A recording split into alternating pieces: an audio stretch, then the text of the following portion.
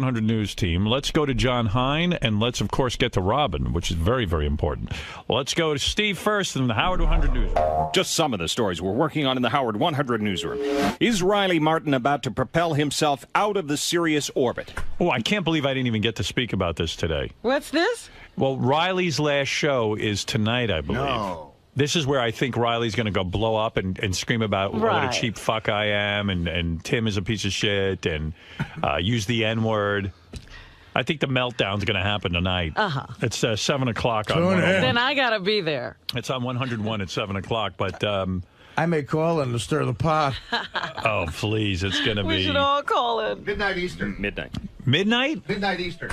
What? By the way... Yeah, Jackie's joke hunt is at Why won't you give me a 7 promo o'clock. card? There's a promo card right in front of you. Yes. It's probably covered by all the other papers, but I put it... No. Where is it? Show me. It's taped to your console. Oh, down here. Guys, come on. I don't look... Come on, I put it in 50 fucking places. That's No, where you right said up, to put it. right up on my Oh, console. bullshit. That Here. is there. That's Here's in the where you way. Come on. Where is the note? Wait a second. This isn't even the note. Show me where it is. Come here. You motherfucker. Where is it? Where is it? Oh, underneath 2 papers. You said Get out of here. You said put it there. You're fired. Unbelievable. Hold on. Everywhere else I've ever put it, you're like, Gary, just put it there. I'll fucking find it. I put it all over your console. Gary, don't cover the meters. Don't cover the clock. Don't cover the other notes. And I said, well, where would you like it? Thank you. Thank you. Perfect explanation. Please. Yeah, okay.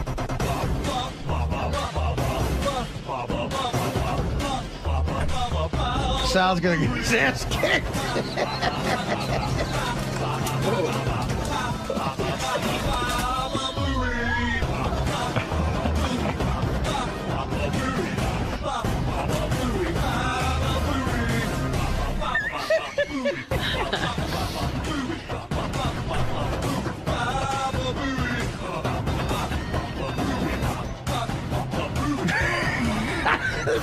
That's my favorite Baba Boo song.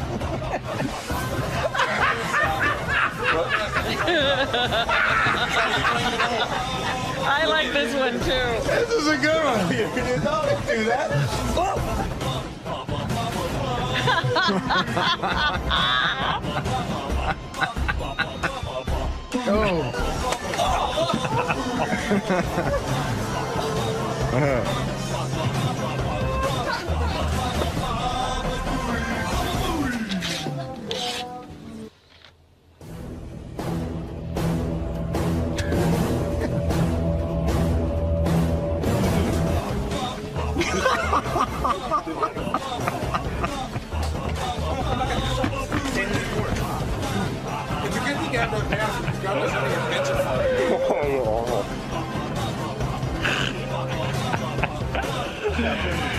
It's so funny. While we play those songs, Sal's out in the hall in various Gary masks and giant bobbleheads. You know what's so great? I know Sal's Achilles heel. He's jumping around, having fun.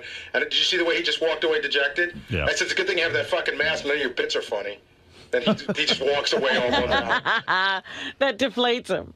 Anyway, Steve, you were doing the news. Go ahead. The Riley Martin story. Negotiations between the King of Outer Space and Tim Sabian said to be stalled in the stratosphere. And Howard 100 News has the audio tape of negotiations between these two intergalactic warriors. Stay tuned. You have audio tape of Tim and Riley? Absolutely, yes. How come Tim doesn't give that to me? Yeah. That's top priority. You have the actual negotiation? Yes. Wow. I gave it to you this morning. No, Where is it? everybody gives you everything. What? Scott has it. No one shows it to me. Gary, get in here. Hold on. What are you This is the first I'm hearing about it now. Jason said he gave it to Scott this morning. And But where is that fucking nincompoop Scott keeping material from me, that motherfucking bald asshole? Why do I have him in my life? Scott, get out of my life. Where is my tape? You scumbag. Yes, I'm a scumbag. You know, I'm not laughing, you fuck. No, it's Where is my tape? Jason gave it to me and said, "Work on it when you get a chance. It's 8 minutes, and we were going to cut it down." I said, "All right, I'll get to it." When would you get to it? Well, he said it wasn't top priority. If I was told, Jason, so now it's you fuck. If I was told that it was going to be needed right away, I'd do it. No one knows that. What a deflection seminar this is. So what are you doing? Boom. Kid, you mean I got 50 guys back there. No one can sit and cut a piece of tape. I can give you for the me. whole thing give right it now. to Sal and Richard, not you, Scott. Why not? Because Sal and Richard would have had it for me in 5 minutes. But I was told that I didn't have to get it to you right that Jason, second. is that what you told me? No, I got the. What time would I hear this? The second I got an email about this audio, I gave it to Scott. I go, "Here's where you get it. It's 8 minutes long. Cut it up and let Tim listen to it before you give it to Howard." That's all I said. You guys are nuts. I'm telling you, he said he came in. He said, "Work on it when you get a chance." What time did you get the audio? I got it this morning, like 7 o'clock. But it's no good tomorrow. Today. Yeah, Riley's show comes on tonight. I understand that. Why was I give not up on this place. CC'd on this email? I'm sorry. I thought Scott knew. There's so many motherfuckers working for me. But wasn't there a procedure? Doesn't all that stuff? Isn't Not it through all Scott. supposed to go Jason, through Gary? I'll go through. I forget. I'm sorry. Why don't you contact Gary with this? I made a mistake. I should have Gary, told. why are I your should have people told not contacting you? Honestly, what is your fucking problem? Look. Get your fucking guys in there and fire some of these motherfuckers if they don't talk to you. That'll teach them. You better get tough, motherfucker. I mean it. I didn't even know what to say. I tell you what, nobody respects you. A guy who is a hard worker tried to take the initiative, gave it to Scott. Scott sat. No, the initiative is to give it to you. You're the producer. Okay, That's like on Saturday Night Live, they skip Lorne Michaels and they just approve a sketch without him. It don't happen. None of it can get on the air without you. I'm shit their pants. You're keeping too many people around. You're fucking me by not being tough. I'm fucking you by. You fucked me. You fucked me. And my listeners who pay money to hear this show. I'm sorry that you're fucked. Wow. Why don't your guys come to you when they have a piece of tape? What are you busy with? I will launch a fucking investigation. No, you and get won't. back to you with the fucking Warren report. Yeah, it's real funny, Gary. Warren It's report. not funny. It's like, you're... I'm a what? What am I? You mean I care about my work? You sit in your fucking Oh, it's okay. Riley Martin, who cares? Okay, that's what I'll say, Gary. That's just not like what you. happened. Howard, it's my fault. I should have told Gary I got the Why audio. don't you tell Gary? I'm sorry. I didn't think of it. I got the audio. I gave it to Scott. I thought it was being taken care of by Scott. I'm sorry for not. Scott doesn't take care of You're anything. right. Scott You're right. doesn't do it unless he's forced to do it. No, I'm not forced. I apologize. I am sorry for. Go to Gary. Absolutely. And Gary will assign it to the person who can get it done quickest. Absolutely. Now, Quick and Scott don't go in the same sentence. Oh, stop it. What? Stop it! I tell you, I can't take it around here anymore. I have 57 fucking guys. Well, it's not fair of me to blame Scott. It's not his fault. No, it's supposed to. There's an order out there. That's right. If That's Scott been knew he had to breached. have it, he would have had it. Yeah. I apologize, Scott. But Jason, what's with you not going to Gary?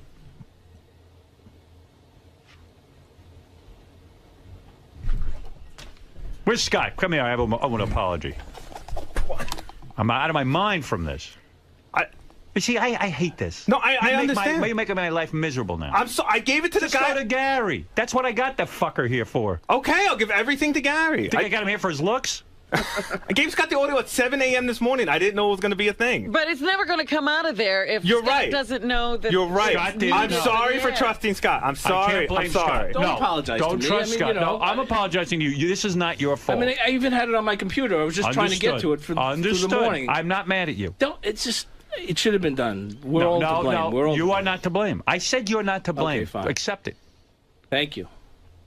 Jason's got to go to Gary. He's right. I skipped a step. I apologize. Don't skip steps around I'm here. sorry. I won't. Jesus. Riley Martin negotiation tape, and Steve Langford has it. That's If I wasn't hot. standing here, you'd have it already. All right, thank you. All Thank right. you for that.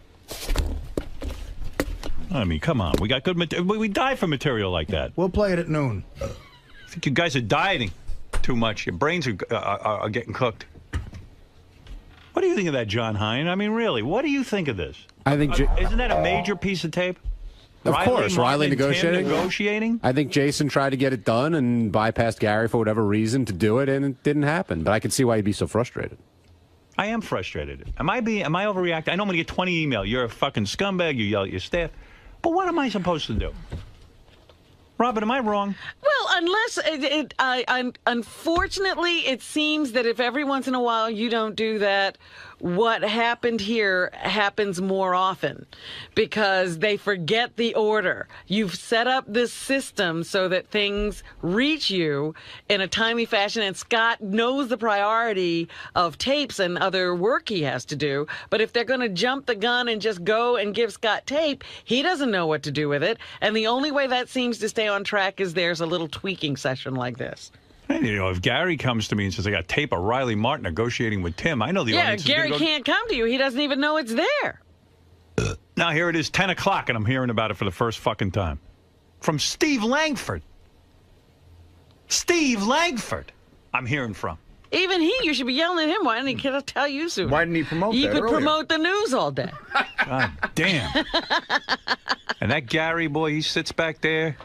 Gary thinks he has a working system. He didn't. Hey, Robin, every no. system you have never breaks down. No, I'm defending you. You're Gary, not understanding what I'm saying. I'm defending you. You break down every day. Yesterday it was the diet thing. You acted like it was the first time we ever did it. You know what? It's, again, I'm not going to... Gotta get on your game. Get on your game. Get on your game, Gary. Get on your game. Your people are not communicating back there.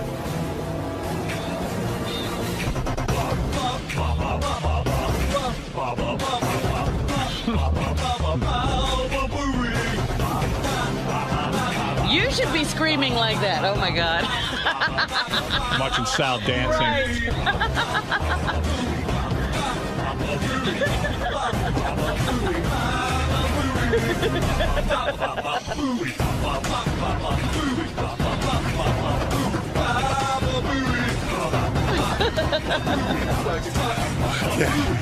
I'm out of breath. Robin, can I do the news? No. Let me ask you something.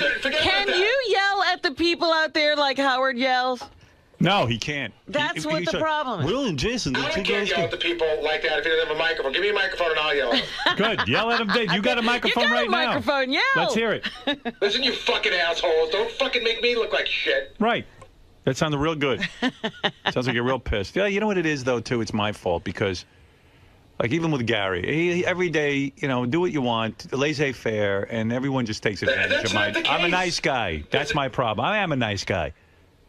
You're not. No, I am. Unfortunately, I am, Gary. If you think that let me tell you something. If somebody was going past Lorne Michaels, it wouldn't be here. But you sure no one's ever fucked up on Lorne Michaels' show ever? I don't know. That makes one mistake I tell you what, fired. nothing gets on the air except for Lorne Michaels knowing about it. I'm sure that everyone that makes any sort of mistake is You know what, fired. Gary? I'm not going to argue with you. You're right. I'm wrong. What do I know? I'm not saying that I'm right. You did a great job. Thank you. You must be perfect. Why don't you sit down with Jason and Will instead of talking to me and figure out how you guys can I will, but I communicate? don't want to interrupt the show, Howard, because then if I go talk to them, you'll be pissed I'm not paying attention here. All right, thanks. Thanks. You'll always find something. All right, thanks, Gary. Sorry, No, please, I must be wrong. Thank you. Thank you. Thank you for your help. Yeah, go find the tape. All right, Steve, what other tapes do you have that I don't know about? Well, so if you don't hear that tape here in the next hour, stay tuned to Howard 100 News all day long as we hear... You won't hear it in the next hour. At some point, I got to end this show. It's already 10 o'clock. What, am I sitting here all fucking day and do shows? Well, It's he's 4 talking hours. about the news. You won't be here to hear it. Oh. Steve, don't start suggesting when we finish the show now. That's your fault. Now go ahead. We will hear Riley Martin go at it with Tim Sabian. Riley reportedly seeking $20,000 a show, $10,000 for his co-host. Oh, would I love to hear that? But I mean, this is unreal to me. I'm going home. I can't take it. My head's going to explode. I fucking hate this. Early lunch. 57 people here. Oh, well, we got to hire another person. How many people am I going to hire? Just get a piece of goddamn tape on the air. Remarkable. Yes? Is tonight the end of the Riley Martin Show, midnight Eastern, Howard 101. What, you got a tape now, Gary, so I can go to 3 or 4 o'clock? What do you think I am, Robo DJ? Would you rather not have it? I know we didn't have it, so we got past that. You yelled at me for that. Would I rather not have it? No, because you know I'm going to listen to it. I'm going to do. I don't want to disappoint my audience. Of course, I got to have it now, but I'll go till 2 o'clock in the afternoon. All right. Then yeah, all right. It's not ready. It's all right with you. Then it's not ready. Get the fuck out of here. The hell's wrong with you? Don't play games with me, pal. If you want it, it's there. If you don't want it, then don't Good, good. Well, then put it up so I can be here till 3 o'clock in the afternoon. It's up. Maniac. It's up. Good. Find it. Motherfucker. Yeah, but I'm a dog. I'll see Do you you want to know all where day. the fuck it is or not? That's all I want to know. You already browbeat the shit out of me, so do you want to Get know out where of it here. is? I don't want to know anything from Okay, you. then Don't tell someone me else anything. will Just tell go you. meet with Jason and Will. Figure out how you're going to get this shit on the air during my time slot. I like he's angry at me for wanting to get things done right. I That's know, the this is reverse all going psychology. badly. These guys going to yell at me because I want it done right. Because I wanted it at 6 a.m., not at 10:10. Look, you're yelling at me for giving it to you now. That's not why I'm yelling at you, Gary. What can I possibly do besides fucking Do die? your job. Besides die, Do what your can I job. Do your job. Do Right, your past job. that, now what? I don't know. Exactly. If I don't know what you fucking can know, do. how am I supposed to know? Don't yell at me, fuckface. You're the one who screwed it I'm up. saying if you don't know what I'm supposed to do, I'm trying to give it to you now, and you're just, no matter what I do, if That's I right. breathe, It's you're going to yell at me. done. Thank you. Damage done. Am I asking too much? Am I, Robin? You're the voice of reason. It's a very simple thing, and quite frankly, it's true. Nothing gets on the air without going through Gary. Yeah. They I mean, how many forget the times? system. It's like no one can retain that information. Can't retain it. I'm going to write a big sign. Retain what? That I didn't know there was a piece of Retain paper? that people your don't go staff through is you. not Fine, so following we're the gonna work on it, rules. but God, what do you want? How many times are we going to work on it? How many times before we throw our hands up in the air and say you can't run your staff? Thank you. There should be a big sign in there. Everything goes through Gary. That's it. Artie, am I crazy? Wake up. Listen, obviously, there's people in the back who don't operate at the same intellect level that we do. Here you go. Here you go. Here's the tape now, boss. It's 11 past 10 o'clock. I'll do Why don't you anything. start doing it now? I'll do anything to get out of here by a quarter. You could be here till 5 p.m. Do a show all day, and we'll get to everything. Realize, of course, that you spent more time bitching about it than actually playing. Don't tell me what I'm doing wrong now. Worry about what you're doing wrong. I'll figure out my fucking situation. Now, for people we were talking about this a couple of weeks ago, this is what the Thursday meeting used to be like for 2 hours. It's not true. I wouldn't talk this much at all. Did I overreact? Yeah. Am I overreacting? I mean, I don't know. You see, this show matters to me so much. A tape like that, to me, sounds funny. And there's an ebb and flow to this show. I plan it out in the sense that I go, okay, I got 5 cool things here to do. And within the 4 hours, and then usually the last hour, Robin wraps things up. So I'd like to, at some reasonable time, say, hey, look what I got, make a big deal about it. You understand? In other words, I know in the grand scheme of life, it's not important to people. I take this show seriously, and I've got 50 guys back there. But it won't nearly be as pertinent if Riley's gone after tonight. Yeah, tonight, and then I could have promoted his show. Yeah. I mean, it's a big deal that we have that tape. And Tim does his job, gets the tape, gives it to Jason, and then it's almost like, well, what else am I missing, too? Like, can I trust these guys? Like, we have mail come in every day, and they're supposed to go through it and look for CDs that listeners sent in and stuff. And I tremble at the thought of what is missed because I take this job so seriously. That's why I'm successful at it. And when people don't have the same intensity as me, it panics me. It absolutely what panics those meetings me. were like. This was exactly. I'm glad. So my meetings are useless, is what you're saying, because nothing's changed. It's important. Tell me what I should say to you, Gary. Everybody. What should I? Like Richard was just saying. Like you sit and you think about whether the mail's being gone through. And it is being gone through every day, yet you ignore the mail, stuff from the mail page. But it's fine. It's there for you when you want it. It's not, no, I need it when I need it. We know it's there. But what isn't there is what bothers me. I wonder, what else am I missing? Like, when would I have learned about the Riley Martin phone call? 2 days from now? Maybe never. Maybe it would have gotten buried in that sea of work that Scott has back there. Who knows, Gary? Who knows? And I have an issue on that, too. I think you're letting I think that Jason absolutely should have brought it to me, no doubt. I think you're letting Scott off the hook a little bit. Well, good. Why don't I just alienate everyone? No, I don't think there's a sea of work. I think there's a lot of work that we've take it away from him. The work is supposed to go. And also, a lot of times when part of how do I get him out of my head? I can't turn off his mic. Hold on a second. I don't know how to do it. Part of the safety net for the system is when somebody gets down to something, he'll call me and he'll say, all right, Gary, what's the priority? Here's the safety net. Here's the safety net. Take the safety net and stick it around me and lock me up at a funny farm. Like a butterfly net. If that's what the safety net looks like, take it and put me in there and throw me in a mental institution. Thank you. Safety net.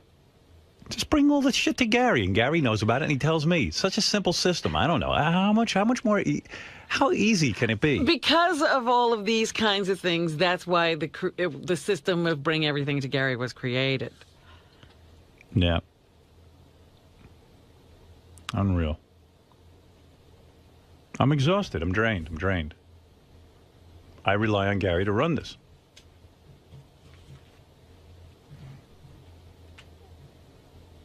I see he's typing on his computer. Who knows what he's typing? He's I'm trying to book a fucking guest. I must remember. You're not going to start that. You should get a big chalkboard. Take this up to the chalk. Right. What is he typing? 500 times. Dear Tommy Shaw, if you must know. Typing away. Why don't we just take another minute? This is the part where you talk about what a fucking moron I am. That I didn't say you're a moron. That I never learned how to type. I'm watching you peck away there. Dear Tommy. Where's the M? Pecking away one. Take a typing lesson. With that one finger? One finger. Get that one finger. It's the same finger he smells when he's talking to me. That finger's very busy. It's typing. Oh, it's so busy. It's smelling. Picking. Look at Sal. Sal's typing. Got his monkey costume on. Pecking away one finger at a time. All right. Thank you. I don't know. It's like if you found out your accountant misplaced 20 grand, then you'd say, well, gee, I wonder what else he misplaced. You know what I mean? No, this is more like the IRS comes knocking at your door. Mm-hmm. And they say, you know, Mr. Stern, we are charging you with tax fraud because you didn't pay. Right. And then you find out your accountant forgot. Yeah, right.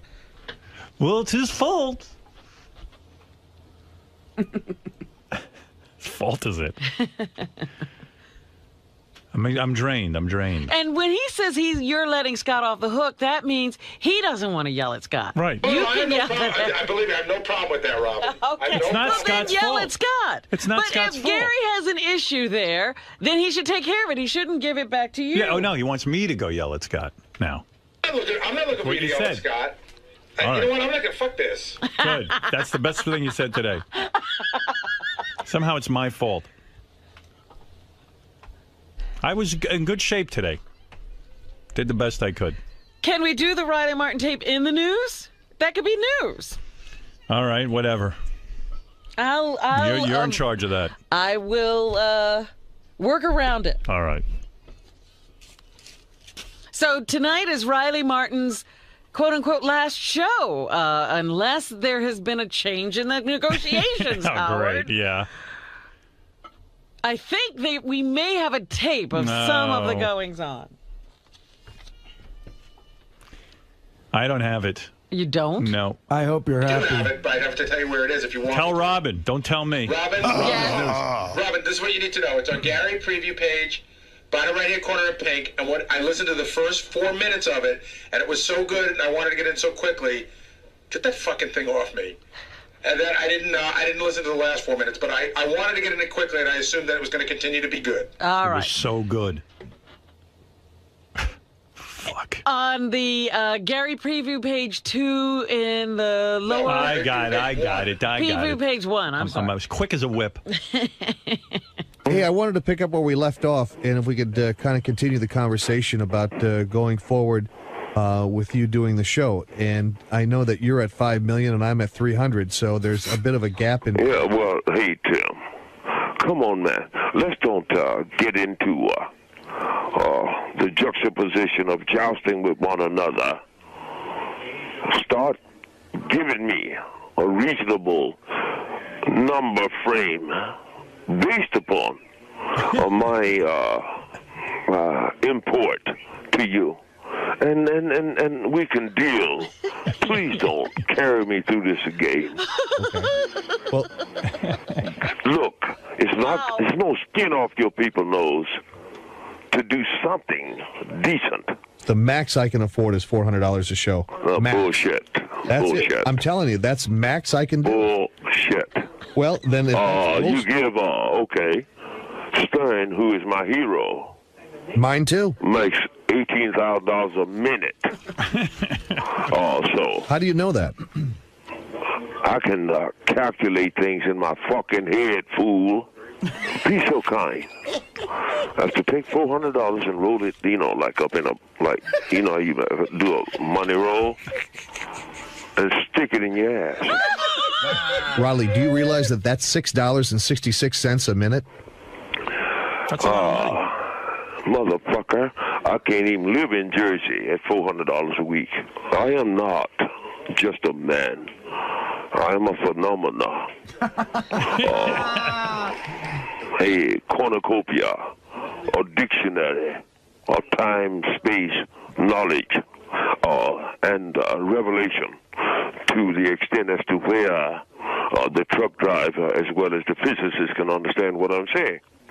Now, if you don't want to pay me, son, and let me die poor, then get that girl that fucks horses or something to do your next show.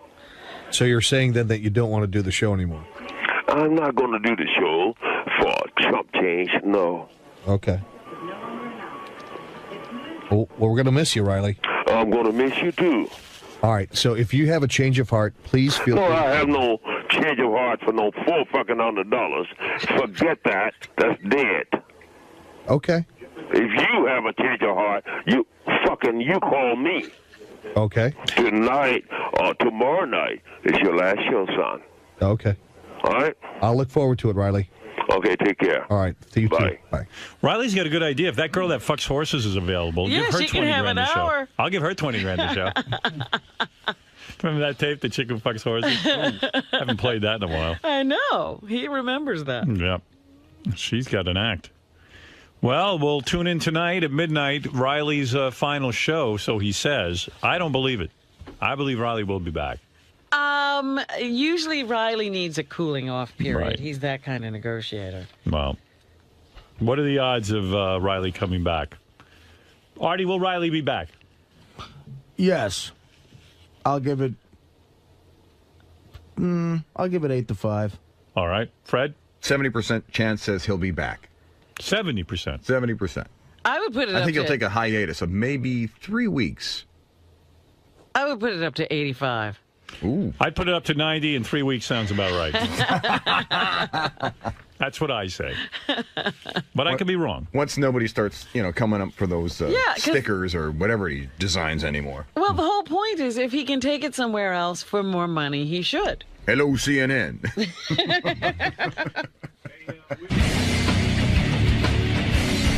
We give Scott something. Thought he'd do it. I thought he'd think it was an awesome piece of tape to work on. Right. But he needs Gary to kick him in the ass. That's all. So I should have gone to Gary. I should have let Gary know about it much earlier. I didn't think about it, and now I'm getting fucked for it. Jason Kaplan seems to think that you're at fault and that you should have known that this should be done in a timely manner. Well, I know is he came in here and he said, "Here, you get the audio. Here's the phone call." I said, "When do you need it?" He said, "Just listen to it. Cut it down, and when you get some time, then I'll listen to it and we'll see what we got." But he conveyed no sense of urgency, Scott. No, not that. If he would have, if he would have said we want it for today's show, it'd be good for Howard to get it. I would have done. I started working on it, and then I got interrupted by other things, and then I was getting back to it. When Howard had just called for it. There is no trust left here. Everything will go through Gary. So from now on, that's it? Everything's going through Gary. At the very least, if something goes wrong, then I'll yell at Gary and not me. If for that reason only, I will put everything through Gary. Listen, it all leads to me. I run the show, so absolutely you can't start blaming underlings for shit. Well, Jason's stance seemed to be that Scott needs to have a sense of urgency. He needs to understand that something with Riley... He does and he doesn't. I wish that Scott would have said to me, sometimes he gets stuff, and what he would do in the past would call me and say, hey, I got all this stuff, prioritize it for me. But we're supposed to give it to him and prioritize it for him first.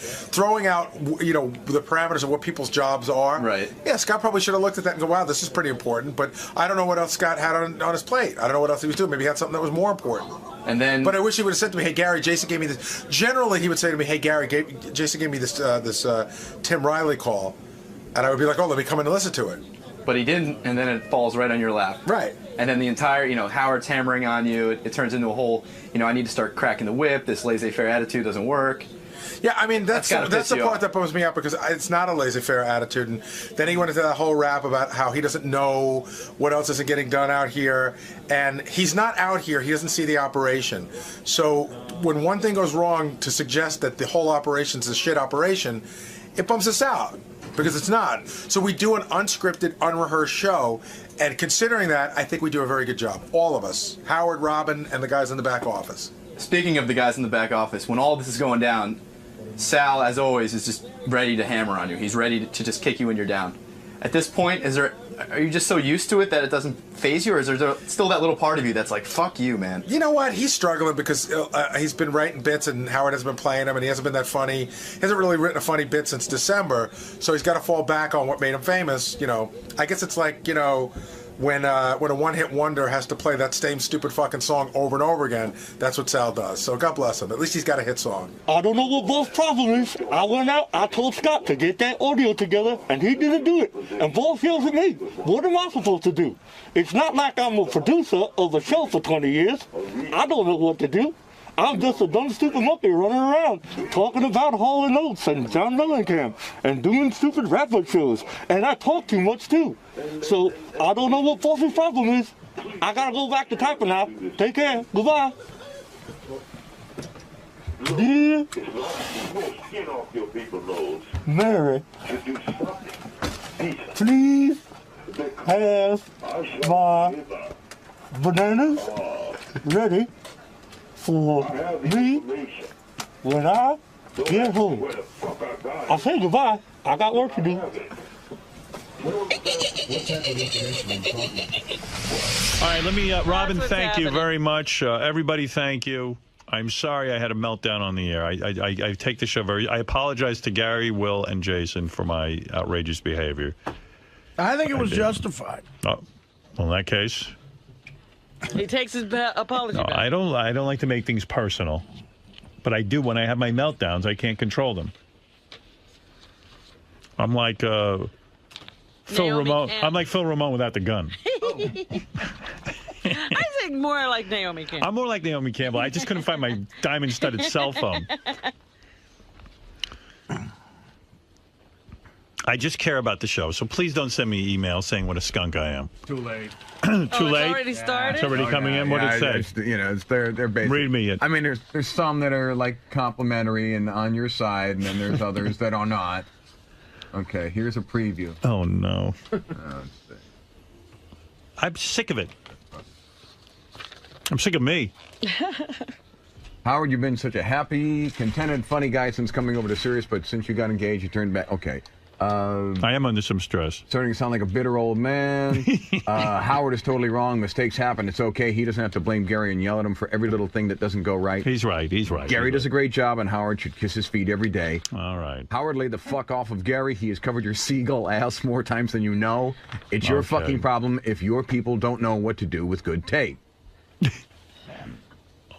That doesn't make sense. Yeah, well. He's having a I have to stay late. Shut the fuck up. So you have to stay extra to listen to Riley's Tim negotiation we could have built the whole show This is the around email. It's not me. I feel it's you. Dude, you're only on the air 4 days a week. A little overtime once in a while won't hurt you. He's missing the point. It's a flow to the show, you know? Howard, the last few days seems like he's been on the rag or something. This must be what it's like after you get engaged. Poor guy, he's feeling the pressure. Ha, ha, ha, ha, ha. Well, let me just say. You know, you really need to apologize to more than anybody. Will. Why Will? Because Will got pulled into this whole thing. He didn't even do anything. That's true. Will has nothing to do with it. Will goes, how the hell did I get stuck in I feel like Will and Jason are Siamese twins. Because Jason talks to Will. Right. And used to live with him. Right. Well, I apologize to you for sucking you into this. You had nothing to do with it. Jason, Gary, I am over the top, clearly. I have reactions that are just like as if you murdered me, as if you put a knife in my heart. We all care about the show. We do. I know you do. Can I just Jason, do you know that? I don't want you going on more antidepressants, you fat fuck. Yeah, he's I'm trying still, to lose weight. They haven't raised my dosage. No, I'm going to go ahead and understand your anger, and I apologize, too, for messing up. All right, look, there was a mess up, but my reaction was over the top. I apologize. Can I just get 10 seconds? Yeah. The only thing... as a favor to the audience, I will edit that out of the show, my tantrum. No, don't do that. The only thing that bothers me is that we do work really hard and we do care about the show. And when a mistake like this happens, it's not indicative of how... Like, you don't see the office run, so you think that's how the office runs all the time, and no, it doesn't. And I don't know how to express my disappointment. But I promise you it's not how the office runs. All right. Thank you. Thank you. All right. There we go. See you, Artie. Look, there's an ebb and a flow, and it was disturbed. Thank you. Thank you for understanding. I'm with you, man. If I knew how to email, they'd all be on your side. Thank you. I know Robin likes when I crack the whip. I just got. Oh, stop it. I get uncomfortable, too. You even shut up during it. My biggest question right now is... you guys just let me go. Well, I think it turns Robin on. She goes, oh, he's so powerful. By the way, the meltdown will be on Howard TV tomorrow night. Great. Was I wearing my shades during it? Thank you.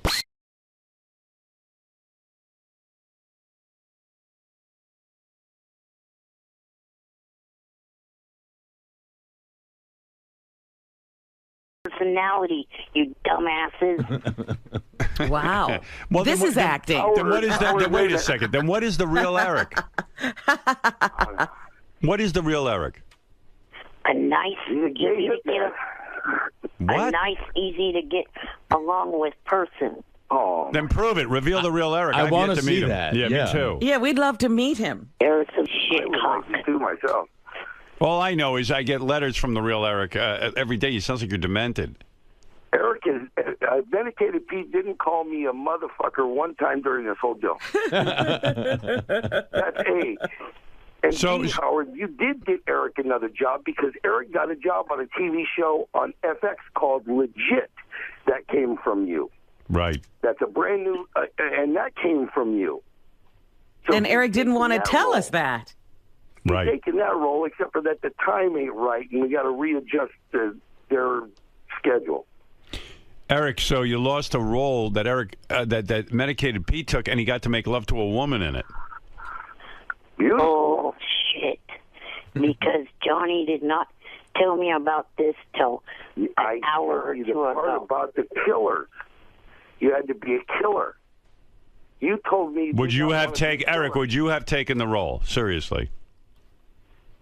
As a killer, Howard. Would you play a killer? Yes. Who has to shoot a gun? And who makes out with a woman? Yeah. Yes. No, he says he would have, but all right. Listen, guys, I can't go over this again. I mean, Eric. I predict that Medicated Pete will be the next Norman Fell. You wait and see. How did Medicated Pete do with the role? Because they said he hit it out of the park. Wow. They said he hit it. And by the way, Howard, I also got Eric a sponsorship deal with Eco Solar, the people that make the solar cases for the iPhone. You know, it's a solar case. So Eric, are you jealous at all of Medicated Pete's new success and his relationship with Johnny Fratto? Yes, because I'm being abused, threatened, and harassed on Twitter, and it's his job as my manager, agent, and PR person to stop that bullshit. Is this the real Eric I'm talking to, or the actor Eric? Mix of both. A mix of both. All right. Well, how the heck are we supposed to know who we're talking to? Well, that's why he's a masterful actor. I'm saying, but Robin, how do I know who I'm talking to on Twitter? There's 9 million people on Twitter. How do I? You can't control Twitter, Johnny. Just because I'm a little annoyed with it, but I'm fascinated at the same time. Eric, answer the question. How could Johnny protect you from negative comments on Twitter? I'm curious. On Twitter. Like any other PR person protects their client. How? They dispute the bullshit that is being said about. Yeah, but I have an agent. Oh, my God. I have an agent. I get terrible comments about me on Twitter to the point that they drove me off of there. How would my agent doesn't go on Twitter and defend me? Yeah.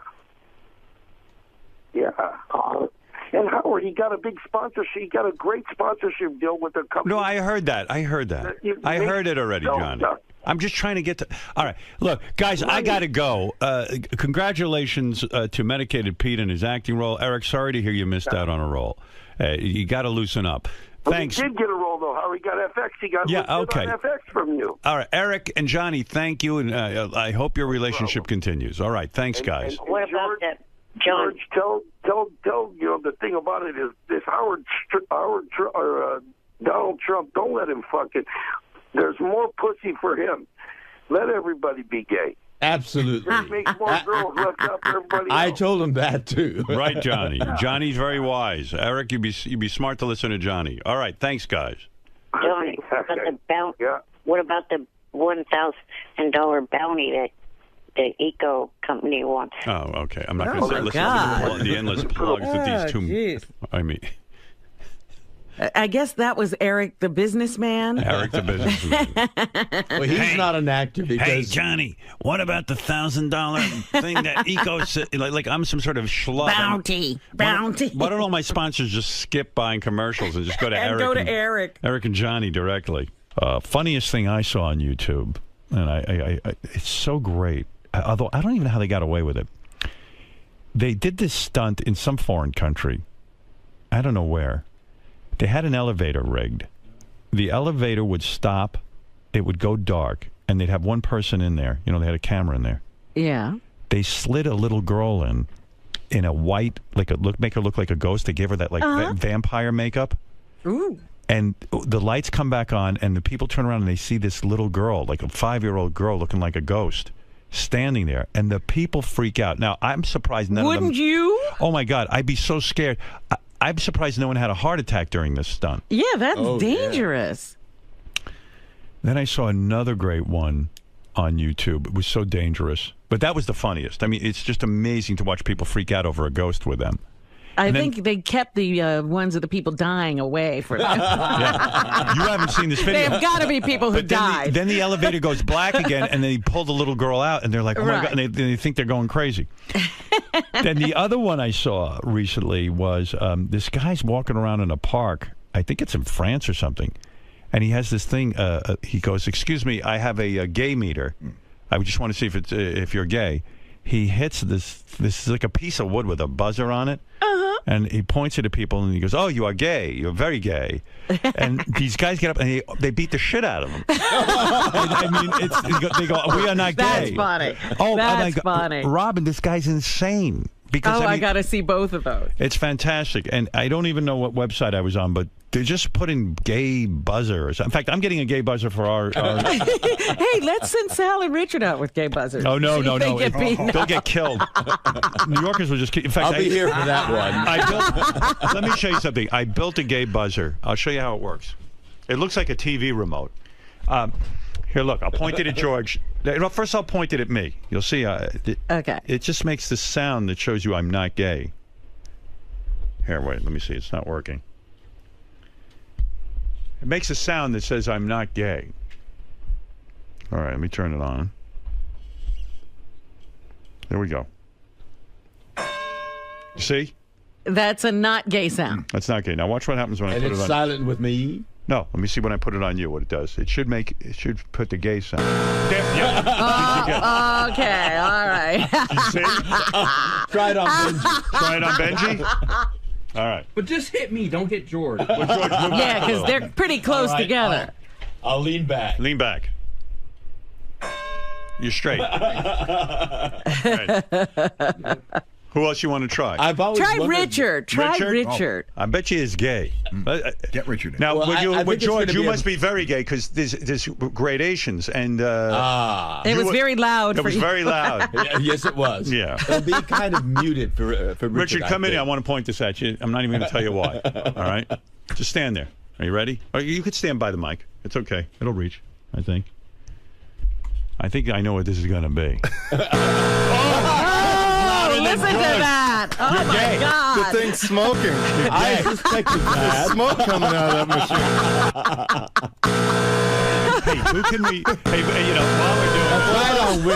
while we're doing this, let me ask you, who can we get in here that might actually think that thing works? Yeah, besides George, you know, George still thinks it works. Who can we get in here? Seriously, I want to do it on him right now.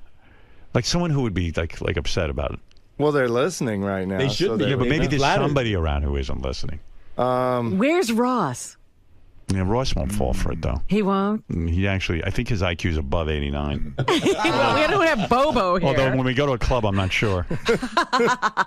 Who the hell? Bobo would have been perfect. Who's running around here would be offended if we found out they were gay? Like we need like. They may be flattered. Hey, can you get Gary the retard on the phone? We can try. It works over the phone as well? Oh, Yeah, it Eric works the over the phone. Midget. Eric the Midget. Where's your, hey, get Eric the actor on the phone. Eric the actor on. Hopefully he's not listening. He's probably listening. He probably. No, maybe he went back to sleep after that. Oh call. yeah. All right. You're such a prankster. Well, I just want to see if it works. It worked on you. You're gay. Oh, yes. Well, there's nothing bi about that. There's no question. Hey, Rob, let me point it at you for a second. Let me see what happens. Oh, okay. Thank you. You're straight. Verification, finally. A lot of people think you're gay. You're not. Hey, Eric the actor, real quick. I've got this device here that tells you whether you're gay or not. Okay? All right. All right. Let me point it at George, for example, and show you what happens. Okay. That means you're gay. Now, pointing at you so that we know that it does That it works? All right. different things, yeah. Okay, this isn't me. Hold on. That means I'm not gay. Got it? Eric. Yes. I'm pointing it at the phone. I just want to know. Are you or not? This will tell us once and for all. Here we go. Whoa. Whoa, wait, let me test that again. That does because he's heterosexual, I thought. Go ahead. That means you're gay. Yep. Eric, do you have something to tell us? I woke up for this bullshit.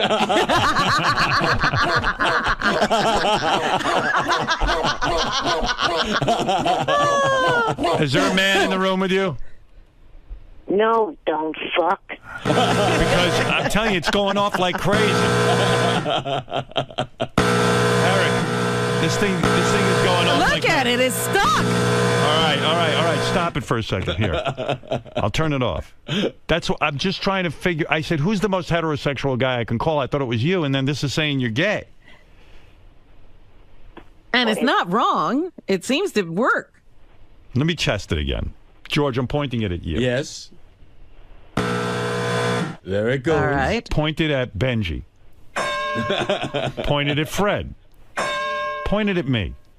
All right. Point Now it point at it the at phone Eric. with Eric. Ah. Do you want to say something? Indisputable. Do you want to say something about this? What? I am not gay. All right. So you're saying this isn't accurate? No, it's not. You've not had a gay experience? Not even any tendencies or Anything. You've never looked at a guy and said, wow, he's got a nice cock? No, dumbass. I've never. I just can't imagine. Wait. So let me point it at Gary. Let me make sure this thing's working right. I can't figure this out. Gary, I'll point it at you. It says Gary's gay. Wow. Shut the fuck up. That was a weird one, too. Yeah, Gary's married with children. I think know. he's turning into Eric the actor. You said midget. We all slip Freudian. sometimes. Eric, let me test it again. Hold on. I'll point it at the phone. I don't know, Eric. What do you make of this? You sure you're not into guys? I am 100% sure. Here, I'm pointing it at Sal. Says he's straight. Fred, let me point it at you again. All right. Yeah, he's in this other guy's balls, and he's straight. It says it says he's straight. Let me just. I'll point it at Jason. Let me point it at George. All See, right. it seems to work. Eric, let me do it one more time to the phone.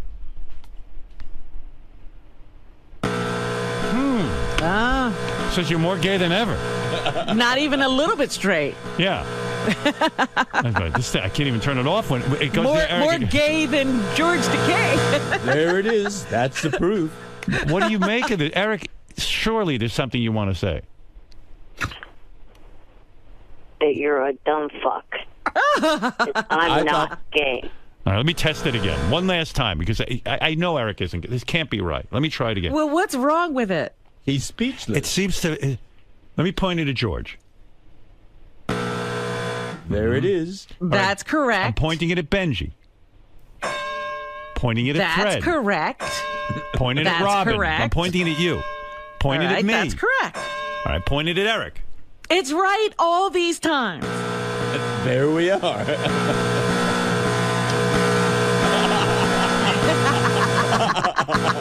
Come on, Eric. Eric, what is this? Just help me out here. You say silence of embarrassment. What it is that dumb fuck Fred hitting the wrong or hitting the sound, and you don't have bullshit. All right, you busted me. All right, Eric, you're come out of the closet. Actually, We are Eric, on to you. Actually, Eric, you're right. Because look, I'm going to point it at you, and I think I can make it go straight. Watch. I guess I can't. No, go ahead. Here. Come on.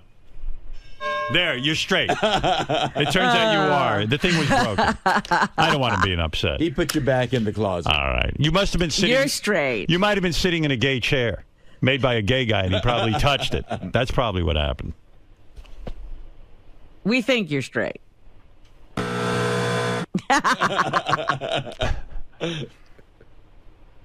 I know I am.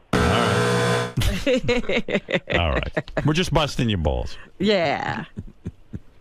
Go back to sleep. Do you know Mitt Romney was going to hand out these things at his inauguration? He would. Yeah. Eric, we're having some fun. Can you get a fucking... Do you ever laugh at anything? Yes, I laugh at plenty of things. Sitcoms, comedy movies that I watch. Nothing that we do. Yeah, have you ever laughed at anything we do? Yes. What? You just haven't ever had me on the air when I have heard something funny on your show. All right. We're just having some fun. That makes us feel better. All right. Go back to sleep, Eric. You're not gay. Look, I'll test it one more time. Here. Look. Now, come on, Fred. Make him feel better. Here you go. There you go. You're straight. All right? Yes. All right. Feel better. Sweet dreams about girls. All right. Goodbye, Eric. Bye. Bye for now. There he is, Eric. Robin, it's time for news. A new study out of Australia suggests that women are fairly accurate in telling whether an unfamiliar man is faithful just by looking at his face. I have a thing. If I pointed at you, I can tell if you're faithful. For example, I'll point it at George. Let's see if he's faithful.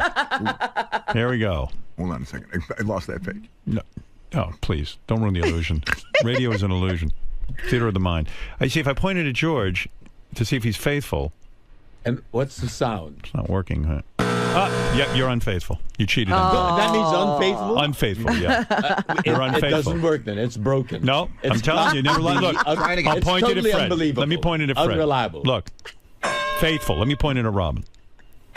Point it at me. Faithful. Let's point it at you.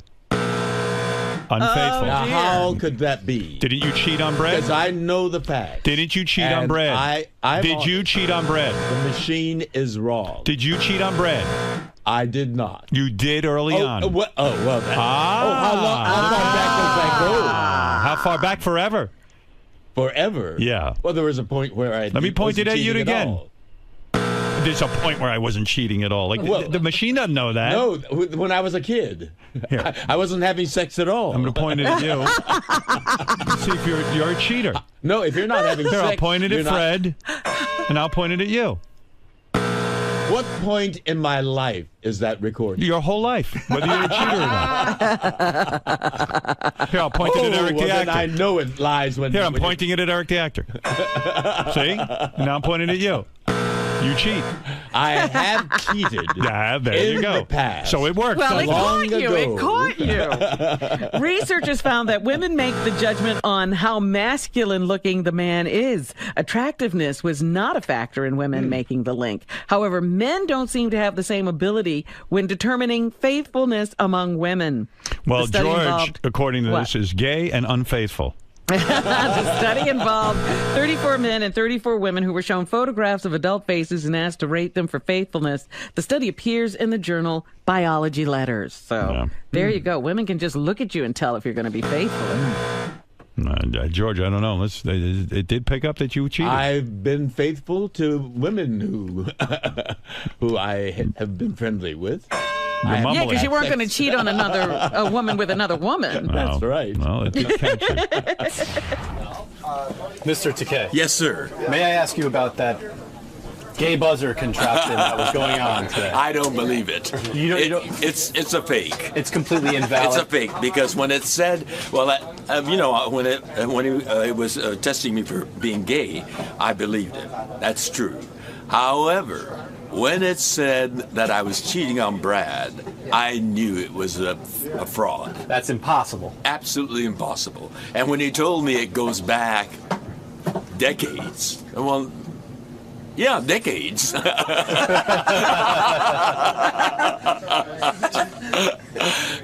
I knew that was maybe true. But then if you go even further back, when you're a kid, you're not having sex at all. So I was faithful. So you saw some fallacies in the way this thing operated. Well, I think it needs to be tweaked.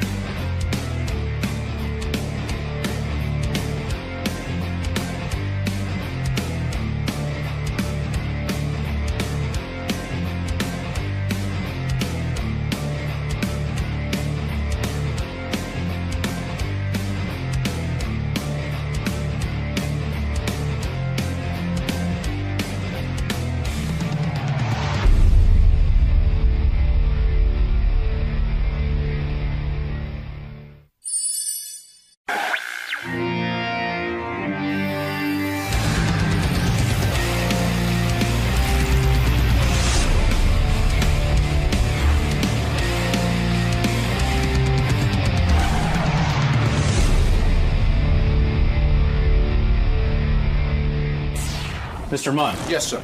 This is a source of sexiness and controversy. Mr. Ken Jennings. What is your mustache? What do you mean, what is it? Oh, I was doing it like Jeopardy. I gave the answer, and then you have to give the question. What is my mustache? No, the answer was... What is your mustache? This is a source of great controversy and sexiness. Shut the fuck up. What is your mustache? We're going to bring in Ken Jennings. I don't like you. Jeopardy champion. I don't like you. I like your mustache. I don't like you. Ken Jennings. Good morning, sir. Hey. Welcome. Yeah, we just moved. Thanks for having me. Good to have you here. Right this way. So, obviously, I've watched you many, many nights in a row on Jeopardy, dominating the competition. But today, you face the great Fred Norris. Whole different ballgame. Different ballgame. Are you aware of who he is? And oh, I know the legend, the man, the legend. So how are you feeling, given all that? I'm a little intimidated. Every time I've heard the segment, I've never heard Fred lose. So I think you might be his strongest challenger yet. Pretty tough road to hoe, though. Well, best of luck. I'm looking forward to a great competition. All right, listen, I'm running late, and I want to definitely get to our next guest. This is the guy who won, it's like over $2 million. It's remarkable. It's a remarkable amount of money. Look at this guy. Genius. I mean it. I watched you on Jeopardy. My father worships you. That's what everybody tells me. Yeah, like, the old man. My grandma loves you, man. My dad watches Jeopardy like a lunatic, you know. When you hit a certain age in this country, you have to watch. You have to like plan your life around Jeopardy. I don't know what it is. Everybody who plays Jeopardy always says the secret to winning Jeopardy, of course, you got to know your stuff.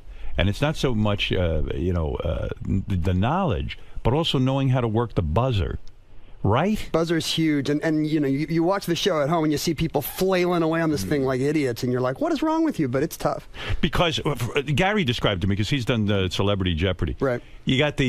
If you have 3 lights on the sides that you can see off camera, and there's a white light, a red light, or this light, and when the white light goes on, you can buzz in. So if you start buzzing in before... Yeah, you're not getting it, and even worse, you're going to get locked out for like a fraction of a second. So if coming in too early is like as bad as coming in too late, and that's what people do, they buzz too early. You won $3.1 million? Something like that. Isn't that amazing? It's crazy, right? Would you sit at home and play Jeopardy and sort of say, wow, I'm getting every one of these? Well, sure, but everybody's good on their couch, right? No, I'm not. I'm not good on my couch. I'm an idiot. I watch Jeopardy and I don't know anything that's going on. Were you of a superior intellect? Was your IQ ever measured? No, but I was good in school. I was the kind of kid that and I was raised in the '80s when Trivial Pursuit was very big. So I grew up on that kind of stuff, and I always loved I would skip. You love school. those facts. Exactly. I would skip school to watch game shows. Like I was a huge nerd as a kid. You grew up in Korea. Yeah, that's weird, right? A white kid in Korea. My dad was a lawyer living in Seoul, Korea, so I grew up there for like 10 years. And we only had one channel, Army TV, and so it was you had no choice about what to watch. And so me and all my friends would watch Jeopardy after school because that was the only thing that was on. So, right. And you'd sit there and you'd watch it. And, Fred, who you're going to play today, he describes the same thing. When he was a kid, he was sort of isolated. He lived in the sticks. He lived here, but he was still isolated. He's isolated to this day. I'm isolated in this studio. But he describes... By the way, you must know Gangnam Style, right? Oh, yeah, absolutely. Yeah, right, because you grew up in Korea. Is Gangnam like the Beverly Hills of Korea? Yeah, it's like the really nice neighborhood. It's like, Park Avenue or whatever. Well, Fred describes the same thing. He would sit and read encyclopedias. Like from the start to the end. He became consumed with information. Yeah, I think people are just born this way. I would sit inside reading, the baseball encyclopedia or Leonard Maltin's movie book, just reading it like it was a novel, which is nuts. And did people accuse you of being a quote-unquote geek or nerd because you sat and read these things? I mean, it's almost like when we're young, education or knowing things is a put-down, like you're an idiot for trying to learn something. Right, yeah, and no, I feel like I sort of avoided I didn't have some wedgie-filled childhood, but to this day I'll go on, sports talk shows and they'll be like, so you're a nerd, right? So, they hit you with towels, right? And people don't understand that this whole nerd jock thing sort of ended, and... Did you stop working? But wait a minute, in Korea, weren't you bigger than everybody? Did you learn karate in Korea? They're very good with karate over there. I don't know Taekwondo or anything like that. No, it's all elbows over there and knees. No, that Gangnam Style guy could kick my ass. Ever eat dog in Korea? I have eaten dog once. It's a delicacy over there, right? Yeah, there's like restaurants just for dog, and they'll have the dogs tied up out front. It's like picking, your lobster. Right? Really? No. Yeah, is that the way it works?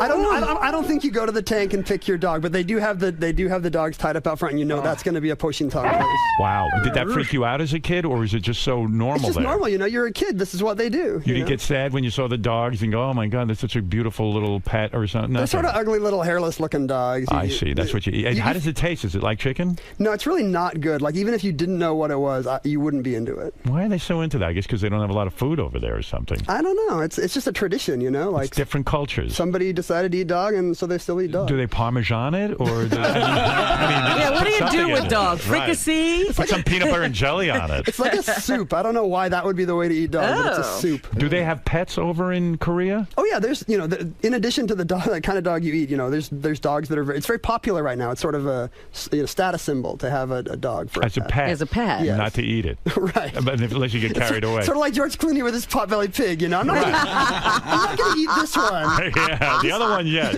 This one's in the house. Yeah. It's funny. My wife is doing this TV show with animals. Real quick story.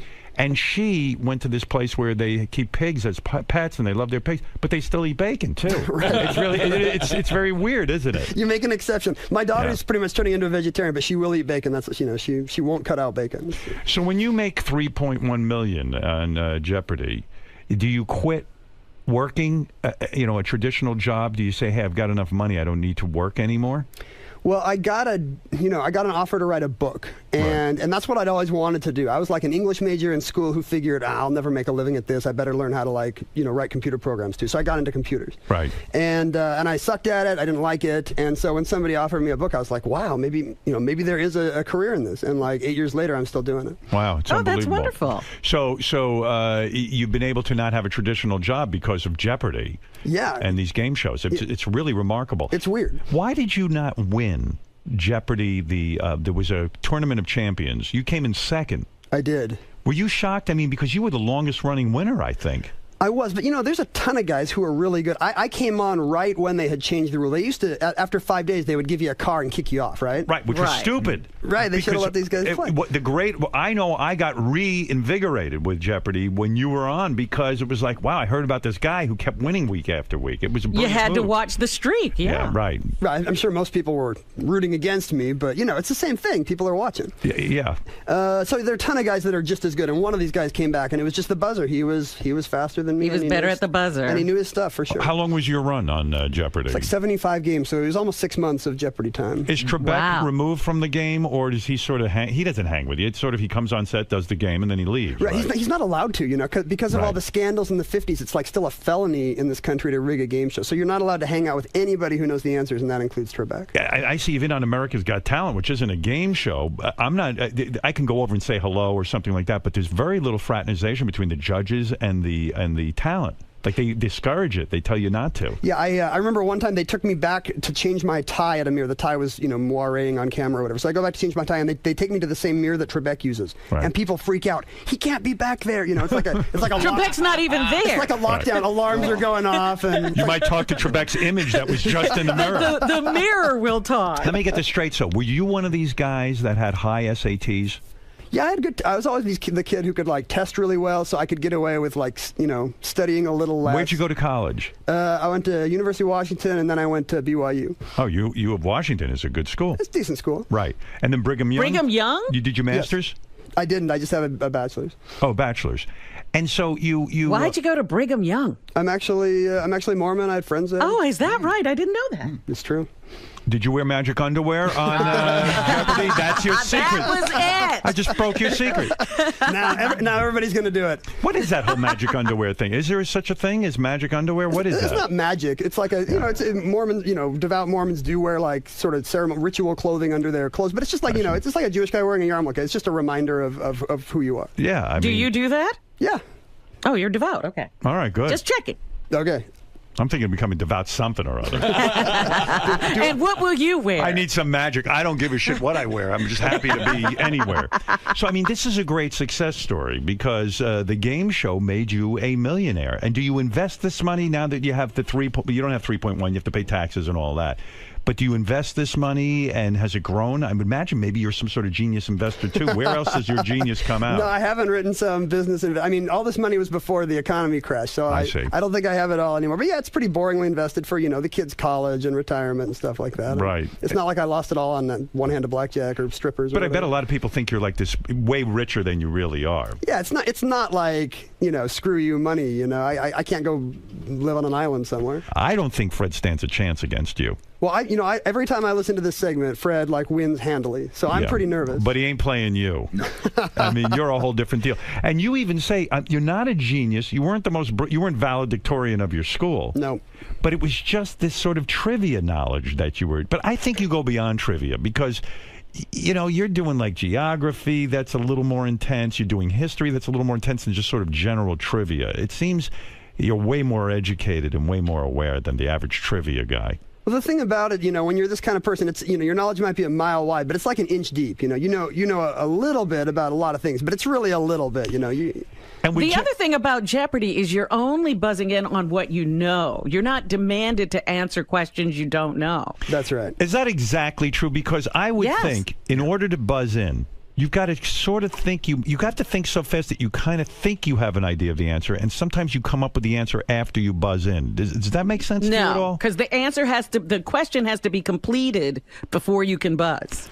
Wait a second. Let me ask the expert, Ken. Do you think anything I'm I was saying? there. You've played it. She's good. I've seen Robin on Jeopardy. She's really good. right. You know, it's true that you gotta wait till the question's been read to buzz. But it's true that I have had the situation of some part of your brain knows that you know it, so you buzz, and then while Alex is staring at you, you got a few seconds to dig it out.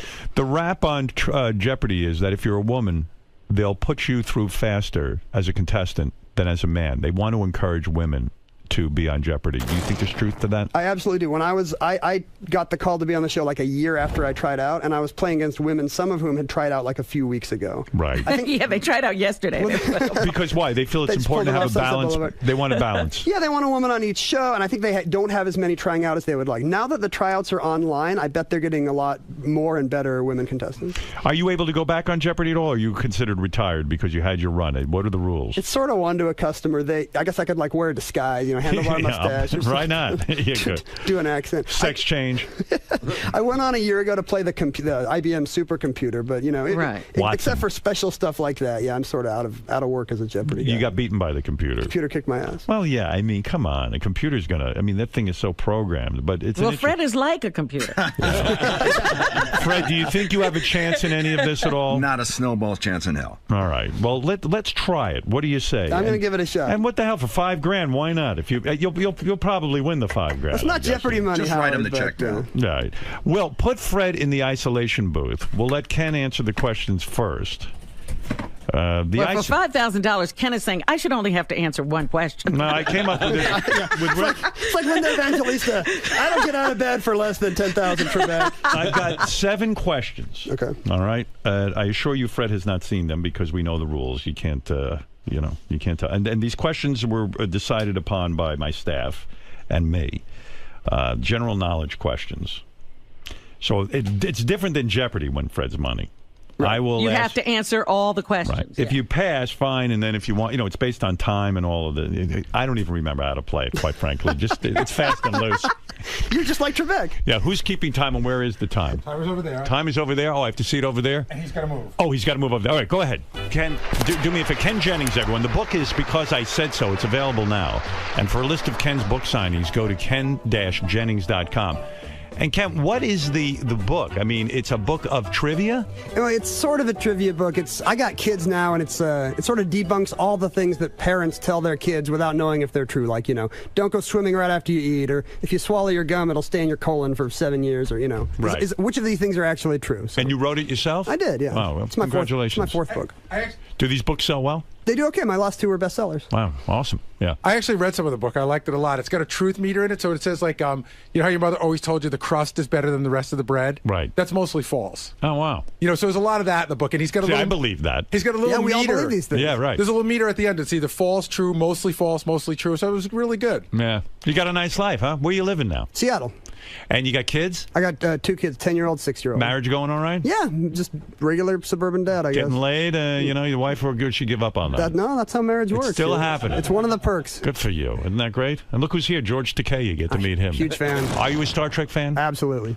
Are you a big comic book guy too? Someone said. As a kid, I was. Yeah, I still got boxes of comics from I would have boxes too, but my parents threw them all out. I somehow avoided my mom throwing out my comics. I don't know how I got lucky. But. Were you? So you're a big Trekkie.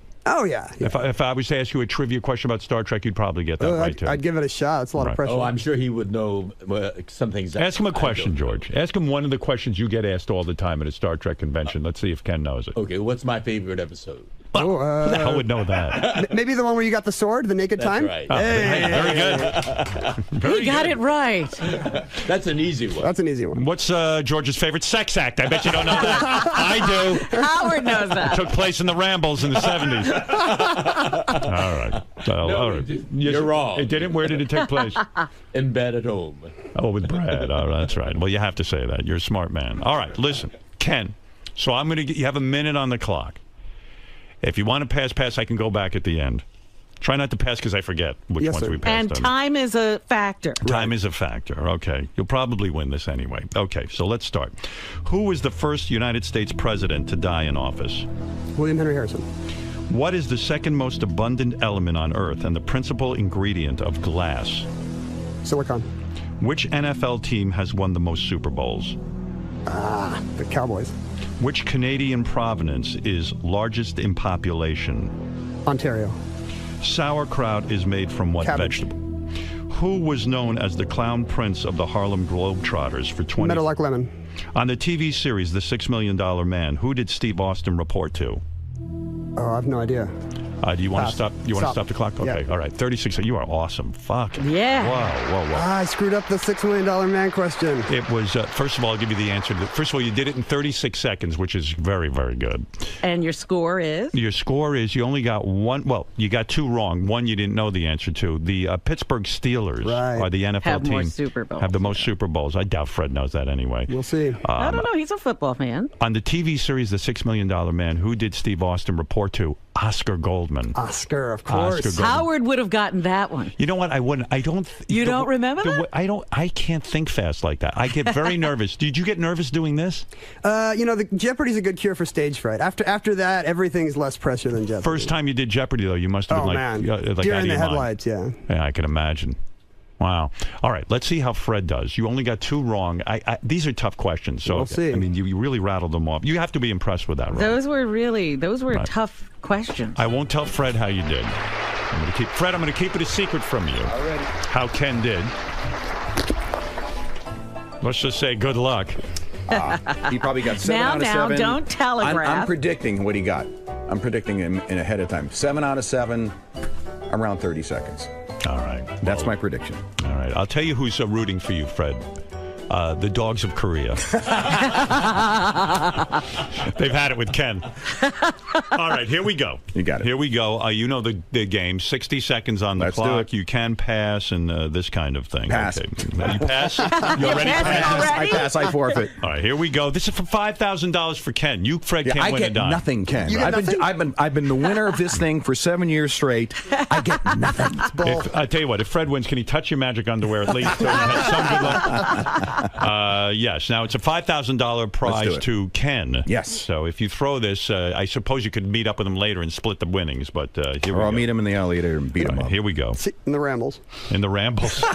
George. All right. And by the way, thanks to don'tbebroke.com for putting up the $5,000 so we can lure Ken in here. All right. Here we go. Who was the first United States president to die in office? Lincoln. What is the second most abundant element on Earth and the principal ingredient of glass? Silicone. Which NFL team has won the most Super Bowls? Dallas. Which Canadian province is largest in population? Ontario. Sauerkraut is made from what vegetable? Cabbage. Who was known as the Clown Prince of the Harlem Globetrotters for 24 seasons? Meadowlark Lemon. On the TV series, The $6 Million Man, who did Steve Austin report to? Oscar. Do you want to stop? Goldman. Stop. Okay. Wow. Wow! That was nice. Wow! Look at that. Now, here's Fred, the do you know what you did? All right, No, I don't know what I did. Now, hold on. Okay. I don't know how the hell this gets decided. We haven't gotten this deep into the rules. You clocked in at 36 seconds, Ken. Yes. Fred clocked in at 36 seconds. Yes. You tied on time. Yes. You tied on the amount of right answers. He got 6 right. 5 right, and you got 5 right. The two you got wrong. The first United States president to die in office. It wasn't Lincoln. I know it's that. Harrison, Right. William Henry Harrison, which you got right. I blanked out. Yes. The second one that you got wrong was which NFL team? I knew I got that wrong. All right, so Ken got that wrong too. It is the Pittsburgh Steelers. Right. But they got I it should've wrong the known same way. They Steelers. both We said both said Dallas. Cowboys, Steelers. yeah. Wow. Well, because America's team America's in the team. 60s was Dallas. I forgot that there was Pittsburgh. Gary, is this a tie? It is. It is a tie. Because there's no way to.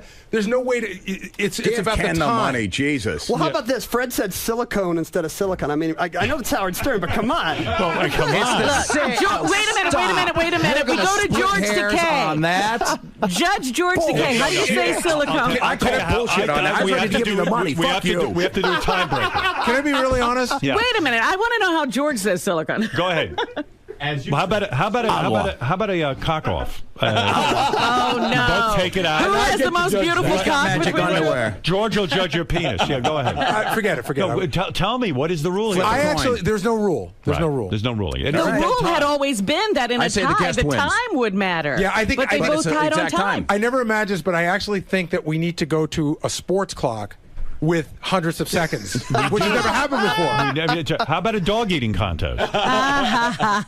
You know, there are tiebreaker questions there. There are additional questions, but I don't know how you do them. But I don't think we should. Here's what we I can. think we here's what should we give can him do. the money. We can write down our answer. You can say it. I'll write mine down. He'll write his down, and we'll just hold it. All right, tiebreaker. Oh, All right, Fred needs to know. Let's Fred do the needs to manly know. thing. Let's do the manly thing. Fred needs to know. Now, where are you going, Fred? I'm going to go To get a paper. You're getting a paper. Okay, good. All right, Ken, can you believe this guy tied you? That's crazy. He was great. How brilliant is Fred? He knew Oscar. What can I say? Yeah. He's great.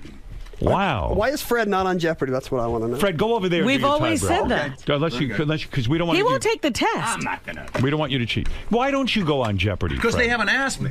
Well, they got to apply. You got to try out. Do it Fred. as a real contestant, Fred. I mean, I'm impressed. I didn't do real Jeopardy. I did Rock and Roll Jeopardy. I know. I'm just impressed with Fred. No one's talking about you. There you go. Let's do it. All right. All right, here, I'll write down your answer, okay? That's the fair way to do it. Fred's writing, there's no question. You're already writing, Fred? That's awesome. Then Fred wins. If you got the right answer, you win. No seconds. Okay, if either of you guys know this, you're fucking genius. Okay, here we go. On what ship did Charles Darwin serve as a naturalist during a 5-year voyage in the 1830s? Wow, they're both writing.